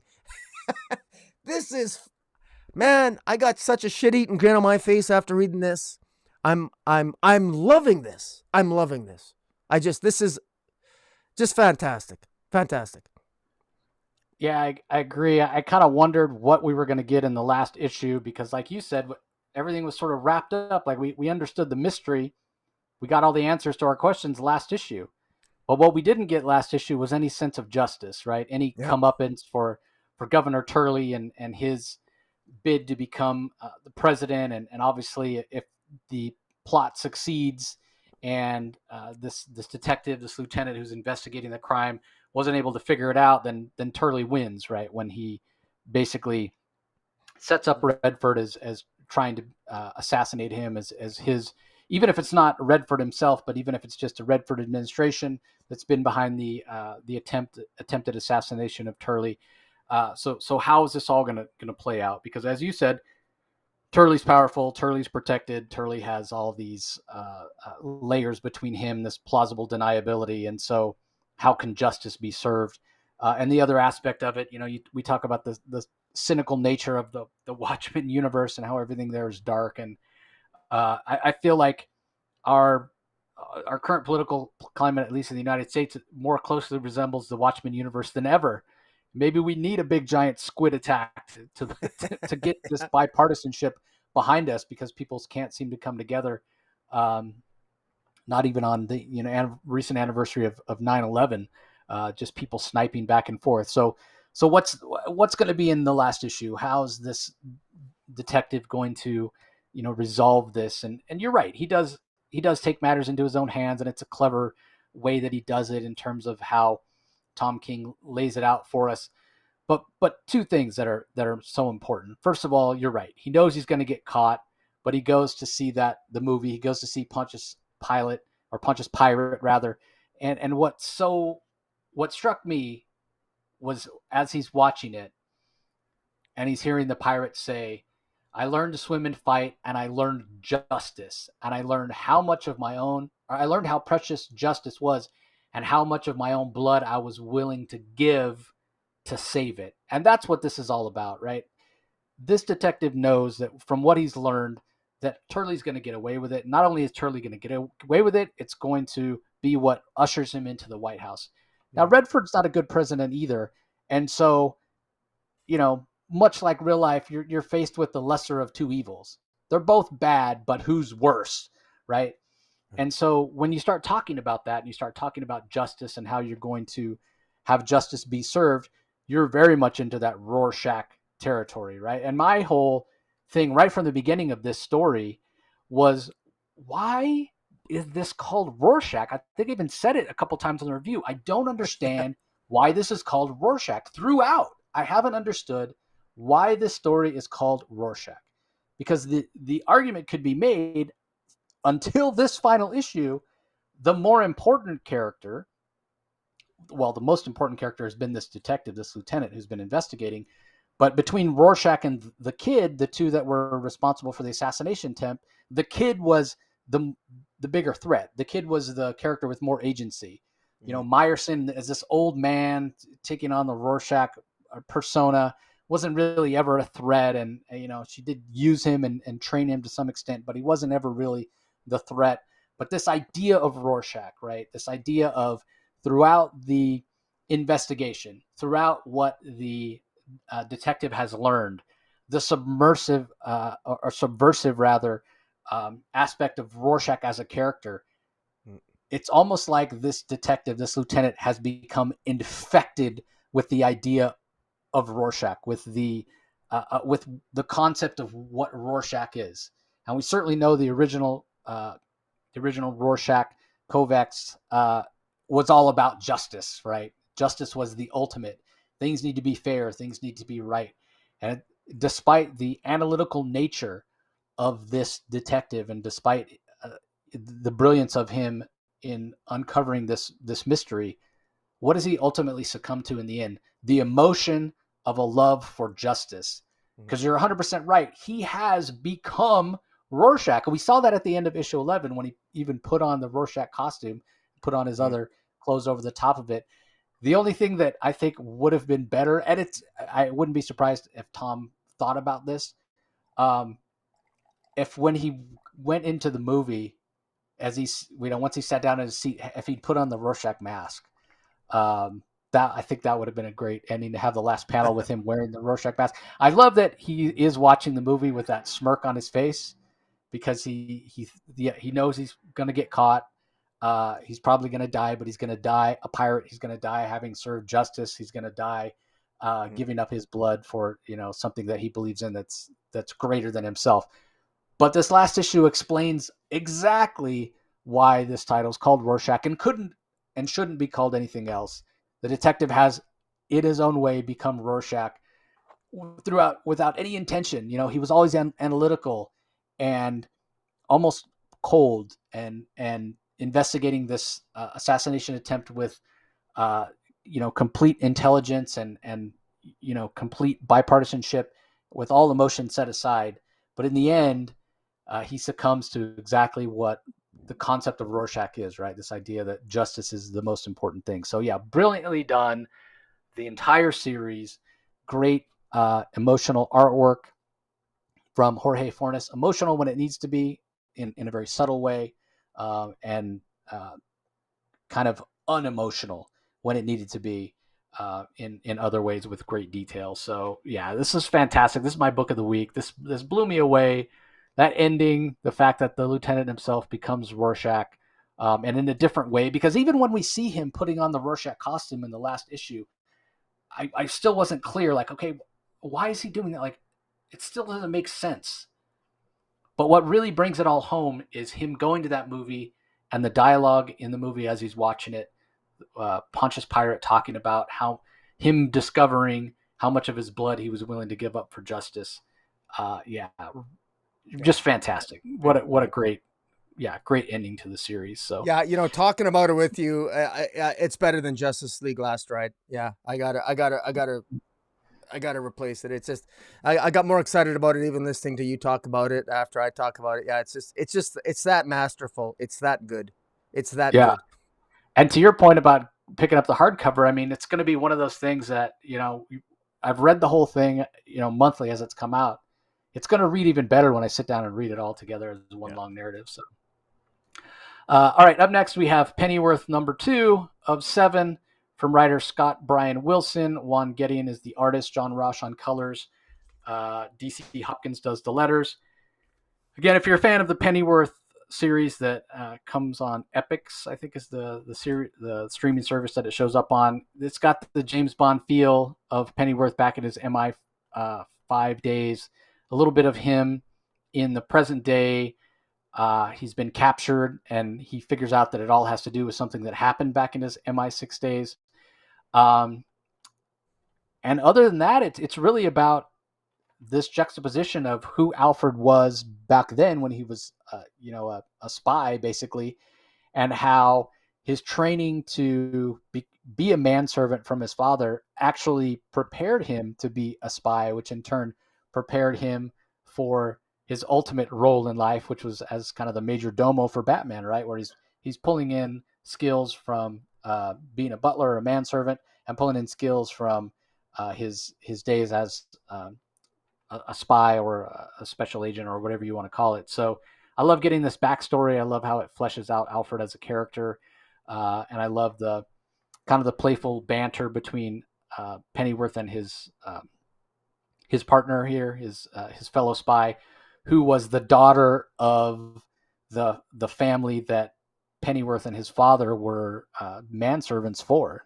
They've known each other since they were kids, and so it's fantastic to see Yeah. um, kind of the playfulness. And she in a way has a little bit of a kind of Shirley is her a one name.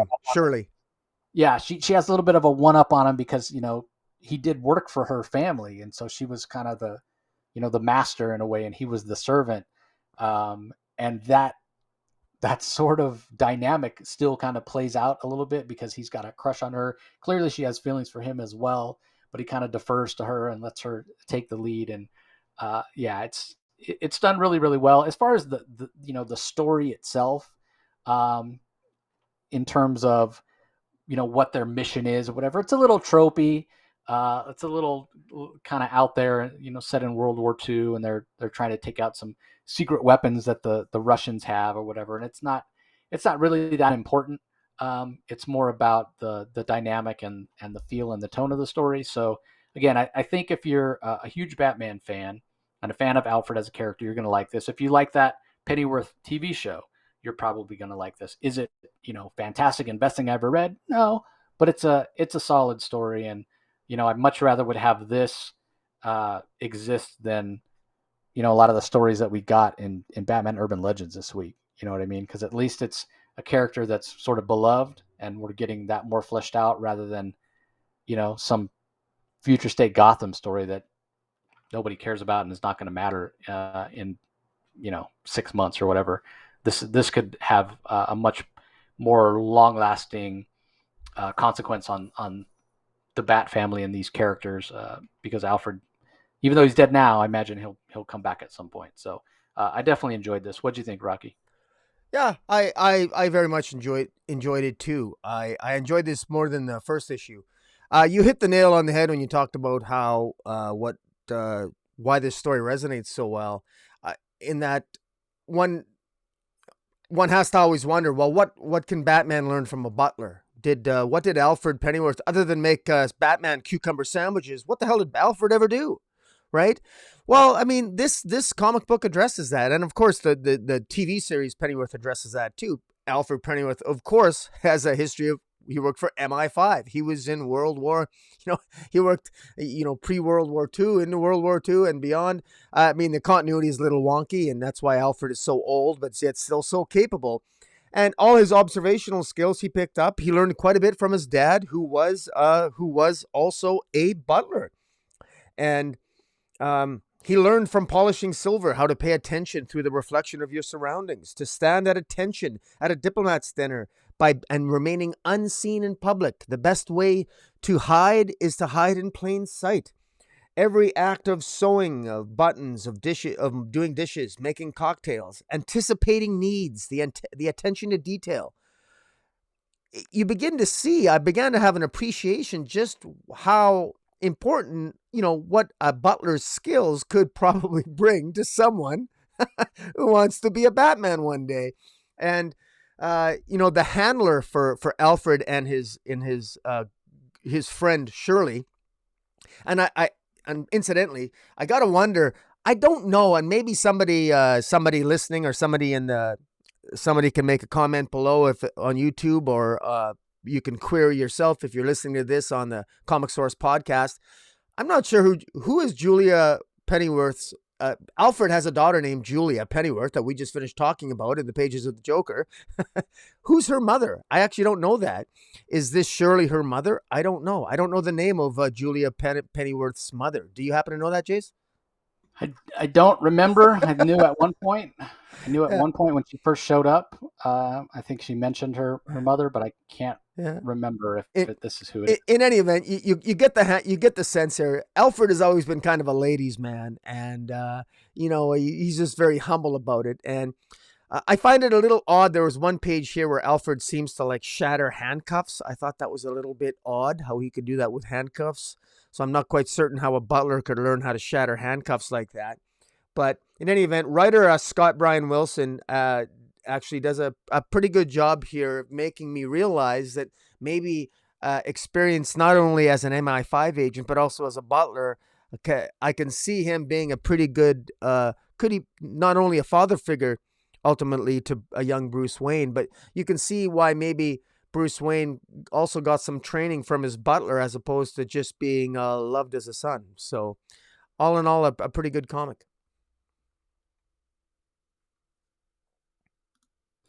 Yeah, like I said, pretty solid. So, all right, up next we have issue 3 of Superman and the Authority, and maybe the most appropriate named comic of all time, considering it's written by Grant Morrison. It's called Grim Dark. We have art by Mikel Janin and Travel Foreman. Jordi Belair and Alex Sinclair are the colors. Steve Wands handles the letters. I thought this one was okay. We're basically getting a new version of the Enchantress, one that we've never had before.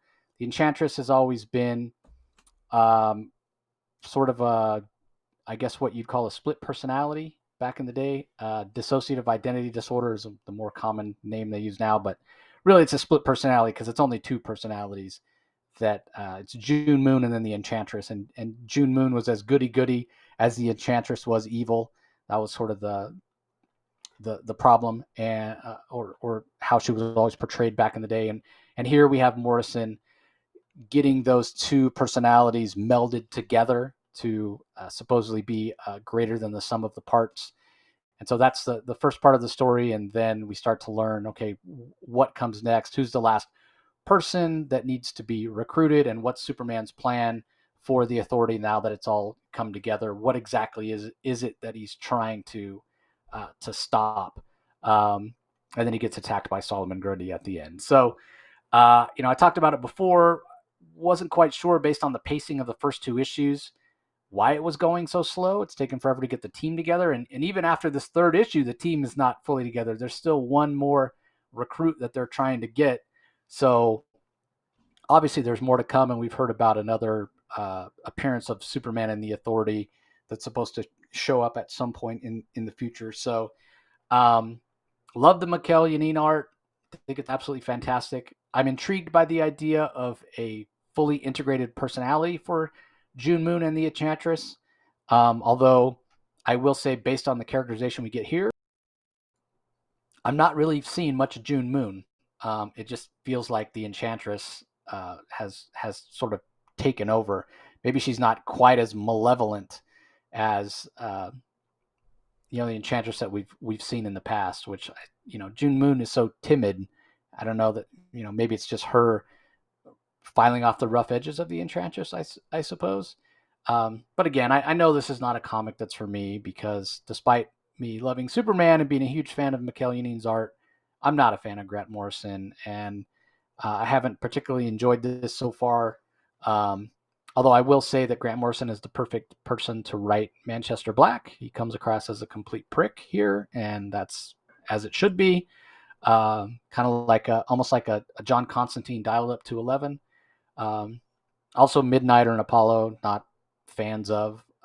So it's interesting choices that he's picked here to be members of this team of the Authority. Not anybody that I'm really invested in other than Superman himself. And so far from what we've seen, I'm not clear on why Superman needs the help, to be honest. But we haven't gotten that much information about the villain, other than we know it's the Ultra Humanite. But Superman's always been able to handle him in the past. So the other part of the story is, supposedly Superman's powers are diminishing, but at times that's felt sort of inconsistent here, because at times has seemed very powerful. It's also not really explained why they're diminishing, because he seems to be in good shape to look at him, but I don't know. Anyway, like I said, long term, I know the story's not for me, but I am enjoying the art, and I'm reading it. It's Superman, so I'm reading it. But yeah, Morrison's not doing anything to make me change my mind about all things being equal, avoiding things that he writes. I just don't tend to enjoy them, and I know that's just a personal choice, because God knows he's popular and he's got plenty of fans. So that's just a personal thing. I know it's not that he's a bad writer by any stretch. So, what did you think of this, Rocky? Well, it's interesting. I really wish this was a 12 issue series, not simply a 4-issue series. I actually think I love what Grant Morrison's trying to do here, or at least appears to be trying to do. This just seems more interesting. This is more cool to me. This is more interesting. This is a much more interesting and fascinating Superman, because he clearly has a plan here, this Superman. He even talks about his son being different than him, his son and his son's generation being more into social activism, and he hints at that. And even Ultra Humanite, when Ultra Humanite, the bad guy here, talks, he even mentions that Superman has always been more non-interventionist, unlike his son. And this is clearly a different Superman, but this is a Superman that still doesn't want to use lethal force, but he realizes that times are changing, and he clearly has a plan here. And there's a looming threat that Superman sees is coming, but we're not really sure what that is yet. We know that there are these other villains, which we know from solicits. I should back up here. There is I think a very legitimate criticism of this series is Grant Morrison has not done a very good job establishing who the villains are here. The villains have been established through solicits, which is the worst way to find out who they are. And we found out finally, this is issue 3, and we finally find out that the villain is actually named. It's Ultra Humanite. But beyond that, you had to find out through solicits or pictures. The other villains are shown. They're not named. Here we meet Light Ray. We even meet Omak, Light Ray's Omak, who is who's going to be a member of the Authority, who ends up encountering Apollo, but again, not named. There are many mistakes made here. Light Ray is an interesting character, but we're 3 issues in, and we're not even done recruiting the team yet for this I don't know, this bad thing that's going to happen that Superman hasn't told readers yet. Superman in this issue gathers them all around the round table, explains to them what's going on, but we're not privy to that conversation. So this Light Ray seems to be like a depressed young woman, and she's confronted by Eclipso. Again, Eclipso is not named, but we know, readers who know a purple crystal, it's Eclipso, seems to kidnap Light Ray. Apollo investigates, and then he's attacked by Omak. Omak asks, "What have you done with Leah?"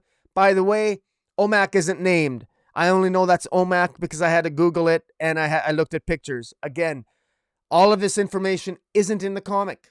This is now, if this, maybe as a trade, this will read better because there's nothing wrong about filling in the gaps. I don't need to necessarily know who a character is immediately, but this is something that we're 3 issues in now. Recruitment should be done or over with. Or if this was originally an 8-issue or a 12-issue series, give it its 12 issues or give it something. But in any event, I say that I sound like I'm insulting this story. I'm not. I enjoy this. I love this June Moon. I love the idea of June Moon being in control of her faculties, of being in control of both her halves, both her Enchantress side and her June Moon side. I really enjoy that. We get to the end and we see the villains show up that say, Manchester Black is giving this great big speech about watch and learn. This is how it's done. We're the professionals. We are the Authority. And of course, then he gets electrocuted and the villains show up who again are not named. And I'm going to name them for people but they're not named in the story. And I think this is a problem. We have the Fleur de Lis, is one character. She's a white-haired, bulky woman. We have a black character called Coldcast. We have another white character with a mohawk called Iron Cross. And then we have Eclipso. And then a character called Civ. And they're all led by the Ultra Humanite. They're the bad guys. So we have a group of villains that we've never had been grouped before. They don't actually even have a name, but I guess they've named themselves. They say, we're the Authority, which is kind of odd. I thought when it says, Manchester Black says, we are the Authority. And then the bad guys show up and say, no, we're the Authority. I don't know. So I'm not sure if they're just being cocky or is this sort of misdirection? I don't know. We're having altercations between good guys and bad guys here, and nobody knows. We don't know what they're fighting about. What exactly are they fighting about exactly? Ultra Humanite wants to kill Superman. Please tell me it's more sophisticated than that. Superman, Ultra Humanite disguises himself as Mongol, or pardon me, as Solomon Grundy, as a statue in Superman's Fortress of Solitude, and attacks him in his Fortress of Solitude. And then Superman attacks, who was revealed to be Ultra Humanite in the fortress, but is ultimately defeated. And Ultra Humanite has this master plan of wanting to take over Superman's body, to put his mind in Superman's body. Seems like a rather simplistic plot, I guess. Not really sure. Together we will remake the world. I can't help but thinking that this was a 4-issue series about Ultra Humanite wanting to put his brain into an older Superman. That just seems kind of disappointing to me. I have a feeling that this story was far more sophisticated and more at stake than just a talking gorilla wanting to switch brains with Superman. Again, there's so much promise here. There are some interesting ideas and high concept and time travel and Superman getting the round table from Camelot and talking to John F. Kennedy. There's some crazy Grant Morrison greatness here that Morrison lovers, there's a lot to like here if you're a fan of Grant Morrison. But I don't know if it's going to be hitting home for everyone. I'm still in for the ride, but I have to say I'm a little bit I'm disappointed this is only going to be 4 issues, and we only got 1 issue left here, and I'm not sure that there's any way that this can be ended that makes me satisfied. But we'll have to wait and see. Yeah, based on the pacing so far, I mean, the story's barely feels a third over. Like you said, this needs to be 12 issues. I can't believe it's only, and we said this after the second issue. We're like, this is only 4 issues and nothing's happened yet. Yeah. 2 issues in. So yeah, I don't know. All right. Up next, this was a surprise for me. Titans United from writer Cavan Scott, Jose Luis on pencils, Jonas Trindad on inks, Rex Locus on colors, Carlos Mingol on letters. And this was pretty fun. This felt very instantly classic and very Titans to me. But I'll let you go first, Rocky. What'd you think of it?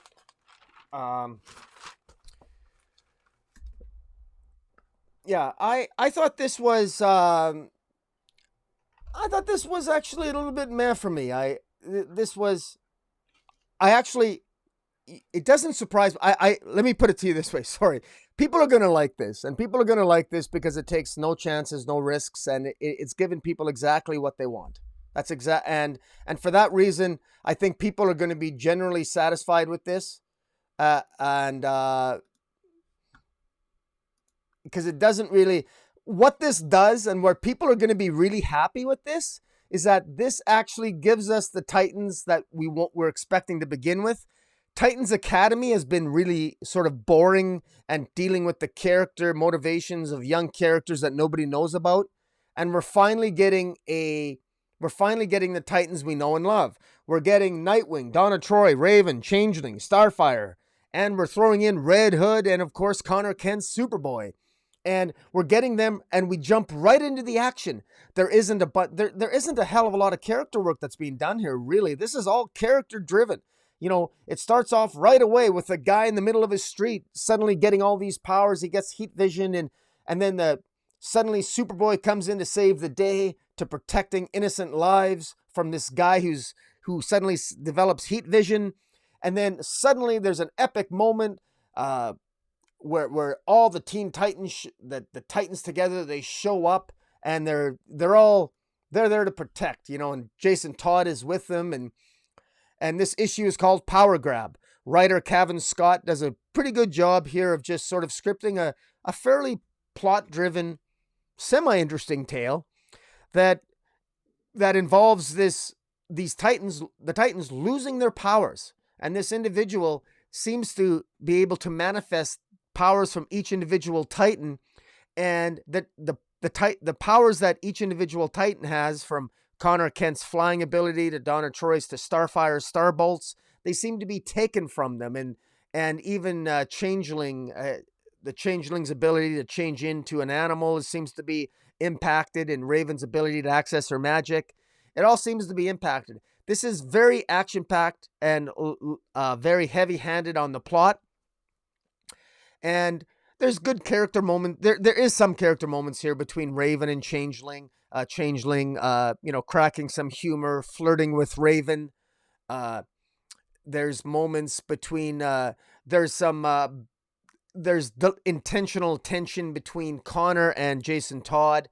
Feels a little bit forced to me, but I'll give credit to writer Cavan Scott. He's Jason Todd doesn't really. They're sort of doubling down on tease. He's rubbing it in that Connor is basically a clone, and we're seeing this in Suicide Squad. And I don't know where that's coming from. I don't recall Connor ever. People caring that Connor Kent was basically a glorified clone before, but that seems to be a trope now that the writers are going with in this new era of Titans and Suicide Squad and what have you. Even though we got two Superboys, one's Match, one's a clone of a clone, and we got the normal clone Connor Kent, and we got the clone of a clone that's Match over in the pages of Suicide Squad by Amanda Waller. In any event, there's some decent character work here. The art by Jose Luis is fantastic. The inks are Jones Trimdale on the inks. Does a really good job complementing the pencils. Colors by Rex Locus, very well done. The backgrounds are fantastic. There's this is the Titans adventures that I think people were hoping that they would get maybe much sooner than now. This is a long time coming. And DC is clearly advertising this. You'll note that at the beginning of each of the comic books this month, there's a full page advertisement for this particular series, Titans United #1. Clearly, DC wants this particular comic book to succeed if you look at their marketing, because they're clearly marketing this more than they are on most of their other titles, at least from what I can see online and in the comic books themselves, which are always obviously a fairly obvious clue in that regard. Plot-wise, I'm not really sure that the plot itself intrigues me all that much. They're losing their powers, and their powers are fluctuating, so somebody's controlling them, but who, we're not really sure. I don't know. But I gotta say, the art's fantastic. It captivated me. My eyes were glued to the page. I'm definitely going to be picking this up. I'm really, again, the story wise, it doesn't intrigue me. There's this character that manifested these powers, I guess is just I guess he's a prisoner, so probably it's probably the old trope of prisoners being experimented on or some such thing. I don't know, but I'm willing to give it the benefit of the doubt here. This is just an opening issue, and it ends on a fairly interesting cliffhanger. People who watch the series Titans, the DC streaming service Titans, Hawk and Dove do show up here, and it's kind of funny. I laughed because at one point Hawk calls the Titans for help because him and Dove need help fighting Kite Man. Chuck Brown, who? Kite Man. And Kite Man seems to be manifesting powers that I think are normally Dove's powers. And so clearly something's going on with any member of the Titans seems to be having problems with their handling their superpowers. So, it's going to capture a lot of people's interest. I think it's the old idea of give fans what they want, give them the Titans. That's what they want. Give them Titans, giving them fighting, action packed. It just goes to show you don't always need to be necessarily have a genius plot. Just give the fans what they want. Give them the characters, and that'll put a smile on their face. What do you think of it? Yeah, I mean, I agree 100%. I mean, I think this has a lot to do with the fact there's a Titans TV show on right now. The fact that Titans Academy is, I mean, Titans Academy is not Teen Titans. It isn't anywhere close to being a Teen Titans story. And so if you're a huge fan of the show and you're looking for something to read that reminds you of the show, you're going to have to go and read old stuff. There's not anything new on the stands that really feels like Titans. And for fans of, the Wolfman Perez stuff, the sort of the classic era of Titans, again, there's not really anything out there that reminds you of that. So it doesn't surprise me at all that DC is doing this. And they've done it in the past, right? I mean, we saw in DC Rebirth when they had the Titans and the Teen Titans, Titans by Adam Glass, which was the new characters, Damian and Crush and whatnot. But you still had Wally West and Donna Troy and Nightwing and everybody in the Titans. So it doesn't surprise me that we're getting this. Plus, the other thing is Cavan Scott is an up and coming writer in comics. He's written novels before, and so this is a good chance for him to kind of get his feet wet, where they know it's a finite series. It's not a huge risk for DC to go out on the limb for a new unknown writer. And so it doesn't surprise me that he's not trying to reinvent the wheel here. This just needs to feel like a classic Titan story, and it does. There's a lot of action. When you look back on the most famous era of Titans, again, the Wolfman Perez era, the characterization happens in the interactions between the characters. That's where it happens. And that's the way the characterization is fleshed out here. We're not getting quiet moments with characters. It's not a lot of talking heads. It's more, what are the little one-liners or the little bits of characterization they can throw in between all the action that's going on. And so I think Cavan Scott does a great job of doing that. The other thing that DC's done to kind of take the pressure off him is like you said, the art is absolutely fantastic by Jose Luis. So when you do that, when you're giving an up-and-coming writer an artist who's absolutely fantastic, it can really take the focus off the dialogue and the scripting in case there's any little wonkiness or any places where the the pacing of the story isn't quite as good as it could be, if you have fantastic art, it can help distract from that. So, yeah, is this completely original?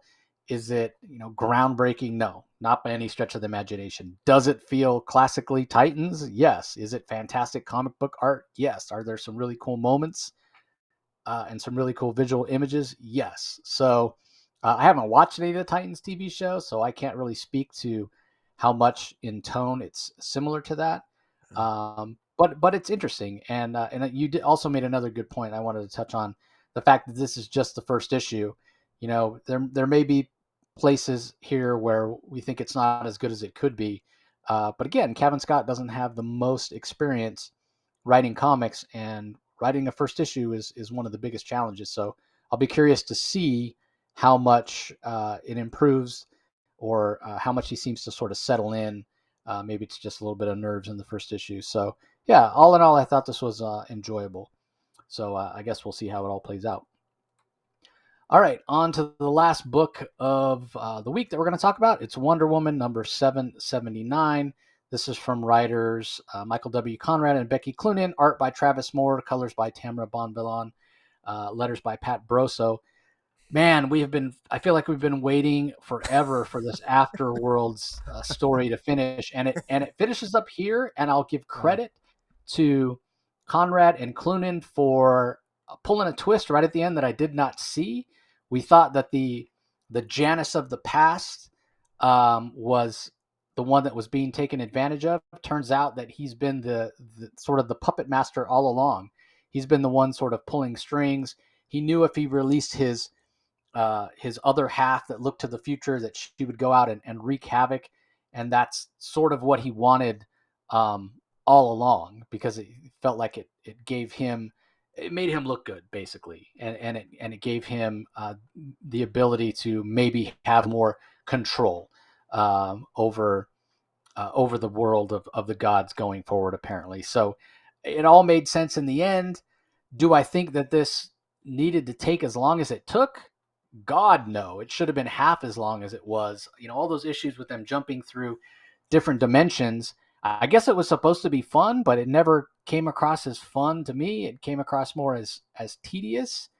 The Travis Moore art here is fantastic, as all of his art has been throughout, but unfortunately he didn't draw every issue, so we got some inconsistency in art as well. And we still don't know how the heck Diana is going to return to the land of the living, so that is still to come as well. And I still think Deadman is a strange choice to co-star in a Wonder Woman book. He's been a pretty important part of the story, and I do like Deadman, but he still feels a little bit out of place to me here. So overall, this story has been okay. I feel like it would have been a lot better had they sort of trimmed some of the fat on it. It would have made for a more compelling story. And I also question why, is this a story you want to tell during the 80th anniversary of Wonder Woman? Because it doesn't really feel much like a traditional Wonder Woman story. And maybe that's a good thing. Wonder Woman sales haven't been so great, so maybe you do need to mix it up a little bit. But I don't know that this long, drawn out, protracted story was the way to go. So kind of a mixed bag for me overall. It had its moments. I think it did end on a high note, but it's so hard to put aside the fact that it dragged. It felt interminable at times, like it was never going to end, and I think that tainted the overall impression that I have of the story. So I don't know, Rocky, what did you think? Yeah, you're I'm gonna really struggle with this because I want to be I I've reviewed more Wonder Woman comics than any other comic on my site, and I would normally go on a Wonder Woman rant every week, because every month I'd go on a Wonder Woman rant, and I've been fairly hard on Wonder Woman for like years, and this makes all the mistakes that every writer's ever made that's ever written Wonder Woman, as far as I'm concerned. Wonder Woman here is pathetic. There are so many things here that don't make sense, but it basically ends with Wonder Woman once again deciding. I mean, she even uses a needle at the end of this story to essentially sew up the two sides of Janice, because we got the two sides of Janice. We got the female side of Janice, who wants to dream about the future and create a future for herself where she controls everything. And then we got the past male version of Janice, who's beholden to the past and he's not beholden to the future. So in other words, I suppose you could, if you want, it's sort of like the difference between being very, very conservative, you don't want change, versus you want to be more liberal and open up to ideas. There's liberal versus conservative dichotomy there, if you really want to go there, which of course we don't. But the symbolism is there. And writers Becky, Cloonan, and Michael W. Conrad are clearly making a statement here that, Wonder Woman steps in and tries to show her wisdom by saying, well, of course you got to have both halves. You got to appreciate how far you've come by appreciating the past, and also look to the future with optimism, as opposed to, it's not either or. It's always about compromise. And you can read a lot into that, so the message there is good. But the simplicity of this storyline that's dragged on for 10 issues, the idiocy of this, I'm sorry, but this is so crazy that we wasted 10 issues on this Janice character. And for what? I mean, literally his master plan was that he figured that because Wonder Woman saw the horrors of progress firsthand, that she would side with him. That's actually what he thought. And Wonder Woman just, knocks him out, and then suddenly out of nowhere, what do they call them? The Norns, or it's more mythological nonsense. They're called, what are they called? They're called the oh my Yeah, I God. think you're right. I think they are called the Norns. The Norns, yeah. So the Norns control the strands of fate, and if they cut your strand, that means your life story is over, or it will end. And of course, again, more mythological nonsense. They're gonna, where were the Norns at the beginning? I guess they didn't want to show up. Dead Man went. That's the other thing. Wonder Woman uses this lasso that she got from the Valkyrie from issue 3 or issue 2 or 3. She got this different lasso. She actually uses this lasso. This lasso talks and tells Wonder Woman, command us to do something. And it commands her to, ask us to revive Dead Man from the dead. Which, again, another stupid idea. Dead Man can die. Dead Man was killed. Am I underwhelmed by this? Who cares that Dead Man can die? Am I supposed to weep? He's already dead. And so she revives Dead Man from the dead with her new lasso, brings him back from the dead. And there's a cost that might be paid by Dead Man, by Boston Brand, that we don't know what it is. Whenever this lasso is used, we don't even know what it is. There's never been a cost for using this lasso. We don't know anything. Nobody has ever suffered an ill will of any kind from the very beginning. Wonder Woman's used this lasso numerous times. There's been no cost that's been paid by anybody, but everyone talks about, there's a cost. How do we know that? There doesn't seem to be. It seems to be, again, all these disparate plot points, and for what? Just to get to Wonder Woman jump from place to place to place to place, and Phantom Zone, Earth, 11, Ragnarok, or Valhalla, Graveyard of the Gods, and now she ends up in this in between zone where basically Dead Man was talking to her before, and I'm wondering, what's the point of all this? And Zeus shows up. All the gods show up in this in between zone. How did they get there? They can get there, and again, if the gods knew how to get there, why weren't they helping out? Are we just supposed to just buy into this nonsense? Well, the gods, that's just the way the gods are. And then Wonder Woman's so forgiving. Wonder Woman tells the Norns that not to kill Janice because she's going to keep an eye on Janice. Like, who are you kidding, Wonder Woman? You're terrible at this. You don't keep an eye on anybody. You fail all the time. You failed in death metal. The entire universe had to be remade because, let's be blunt. You don't exactly have a stellar track record. What record are the gods looking at here? I don't get this. And and this is the frustrating aspect of writers. And I know I'm on a rant here, but just bear with me because I'm going somewhere with this. Because Wonder Woman is always somebody that she's always forgiving, she's always supplicating herself, she's always putting herself out there, and she's saying, well, let's forgive, let's give another chance. I mean, what exactly does Janice have to do to get on Wonder Woman's bad side? Apparently extermination isn't enough, destruction isn't enough, murder isn't enough, genocide's not enough. What is it going to take, Wonder Woman, for any villain to get on your bad side where you think maybe, just maybe, let the Norns cut the strand? I mean, come on. This is why I don't have respect for this Wonder Woman.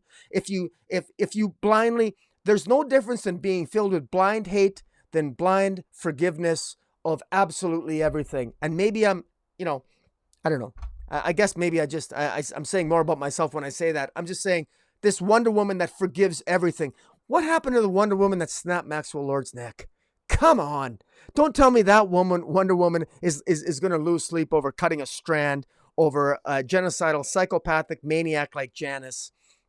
And it's just, but instead she takes the needle that Zeus gave Siegfried and literally sews the gods together, sews them back together again.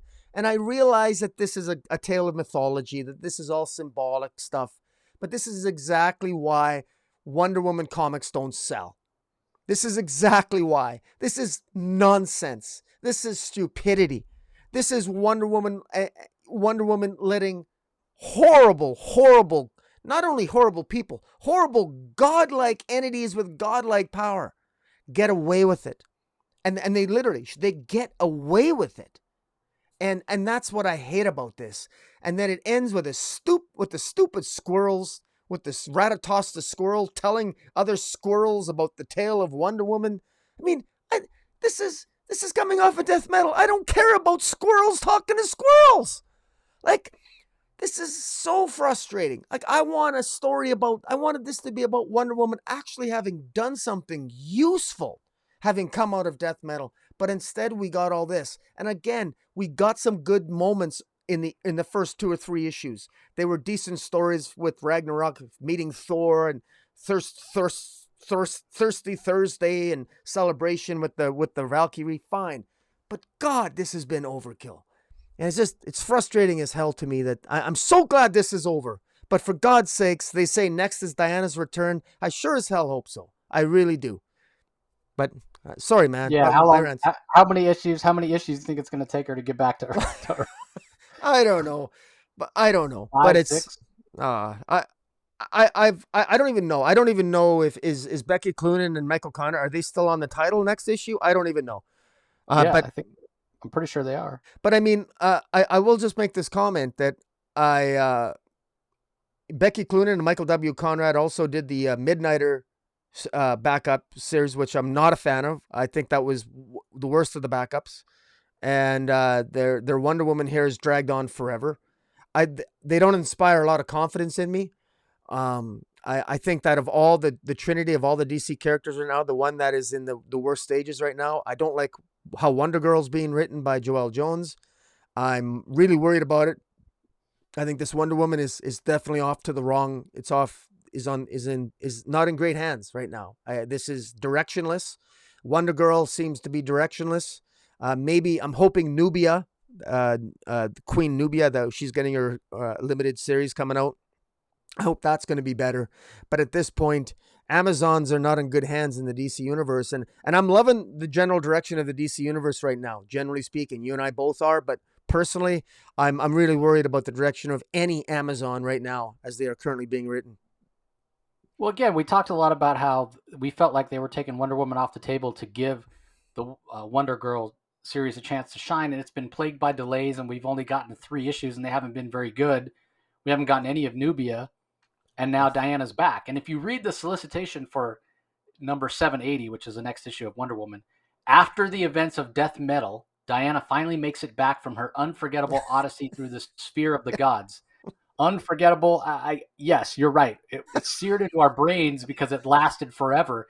But my point being, the whole reason they took her off the table, it seemed like to us, was to give these other iterations of Wonder Woman a chance to shine, and that didn't happen.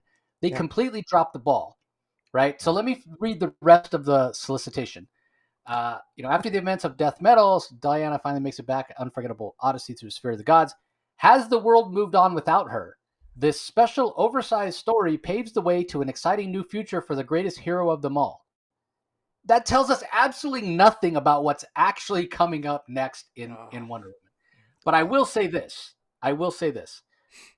Before that next issue of Wonder Woman comes out, we have a hell of a lot of Wonder Woman coming. Like, a lot. I think, is it next week? Yeah, next week there's Wonder Woman Against Peace, Volume 1, trade paperback, which is the Jimmy Palmiotti, Amanda Connor series. Then after that, the following week, we have the Wonderful Woman of the World graphic novel. And I think we also have... the following week after that, the first week of October, we have the Wonder Woman 80th anniversary 100-page super spectacular, as well as the Sensational Wonder Woman trade paperback, which collects the digital series that Stephanie Phillips has been writing, which I admit I haven't read. So there's a lot of Wonder Woman stuff coming up, between now and then. Yeah. And in fact, I'm going to go over right now some of the other titles and collections this week, as well as a couple other books that we actually didn't talk about. And that includes I'll start with it. Wonder Woman, the Amazonian Warrior.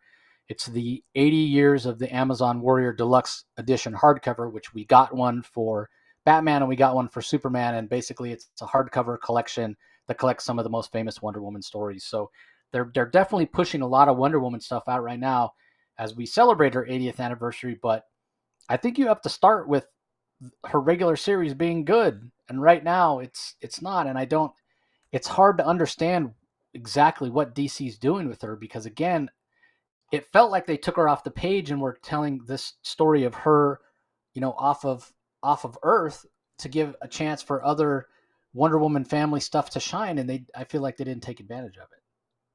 Yeah, no, I agree. I just hope that if we get all these, I am looking forward to Stephanie Phillips. She has a series coming out for Wonder Woman. I am looking forward to that because she's been a writer that's impressed me with Harley Quinn and some of her indie work. And but I mean, again, where does Wonder Woman Diana lie in the context of this looming threat of Darkseid? We just finished Infinite Frontier. I mean, as a longtime DC reader, I want Wonder Woman to shine, and so far, it's really, really depressing to see how frankly badly her character is being handled with these stories that really, it's so obvious that Becky Cloonan and Michael W. Conrad, it's so obvious that they were told to just take her off the playing field and write some nonsense, and that's exactly what they did. I mean, don't get me wrong. They entertained us along the way a little bit, and there was some humor, but it was absolutely a waste of. It was a disappointing 10 issues, to be sure, in my mind. Yeah, it was, and the argument could be made that DC's never known how to properly handle Wonder Woman or have her written. I mean, yeah, Captain Marvel. Carol Danvers. She's been around not even half as long as Wonder Woman, and Black Widow the same. The Black Widow maybe a little longer, but the argument could be made that they're both handled so much better, and they're written with agency, and they're interesting characters. And Wonder Woman, who's been around so much longer and is a worldwide icon, they just can't seem to get it right. So another thing I wanted to mention, we covered last week Justice League number 67, although not exactly fans of it. It actually didn't come out last week. It comes out this week. So if you're curious why we didn't talk about it, go back to last week's episode. You can listen to it there. Let's see, what else do we have? We have Harley Quinn, the animated series, the Eat, Bang, Kill tour, which is written by T. Franklin. I think that's a digital series. Well, the first however many episodes are being collected now. So that'll be out in print as well. Batman, the Animated Adventures continue. Season 2, number 4, that is out. Challenge of the Super Sons, number 6, with John Kent before he was aged up, and Damian Wayne. That is also a digital series. That the latest collection of that is out. The Batman and Scooby-Doo Mysteries, number 6, is also coming out this week. Batman the World hardcover, which has an awesome cover by Lee Bermejo. And that basically is a 160-page book that features stories from around the globe that feature Batman. I think a lot of them are reprints. So that is coming out. Batman Volume 4, The Cowardly Lot, which is basically the most recent hardcover collecting the current Batman series. We've got Unearthed, which is a Jessica Cruz story graphic novel. We've got Batman Black and White hardcover, which collects the most recent Black and White series. We have the Wonder Woman hardcover I mentioned. Superman and Lois, the 25th Wedding Anniversary Deluxe Edition hardcover, collects the all that stuff that came out around that time in the Triangle Era when Superman and Lois got married. There's a Jack Kirby Fourth World Omnibus collecting all of Jack Kirby's Fourth World work, all in one volume. Then we've got Batman, His Greatest Mysteries trade paperback, because there's never enough Batman. So a few other books, if you're a DC fan, that you might want to be on the lookout for this week. So anything else you have coming up this week that you want to plug, Rocky?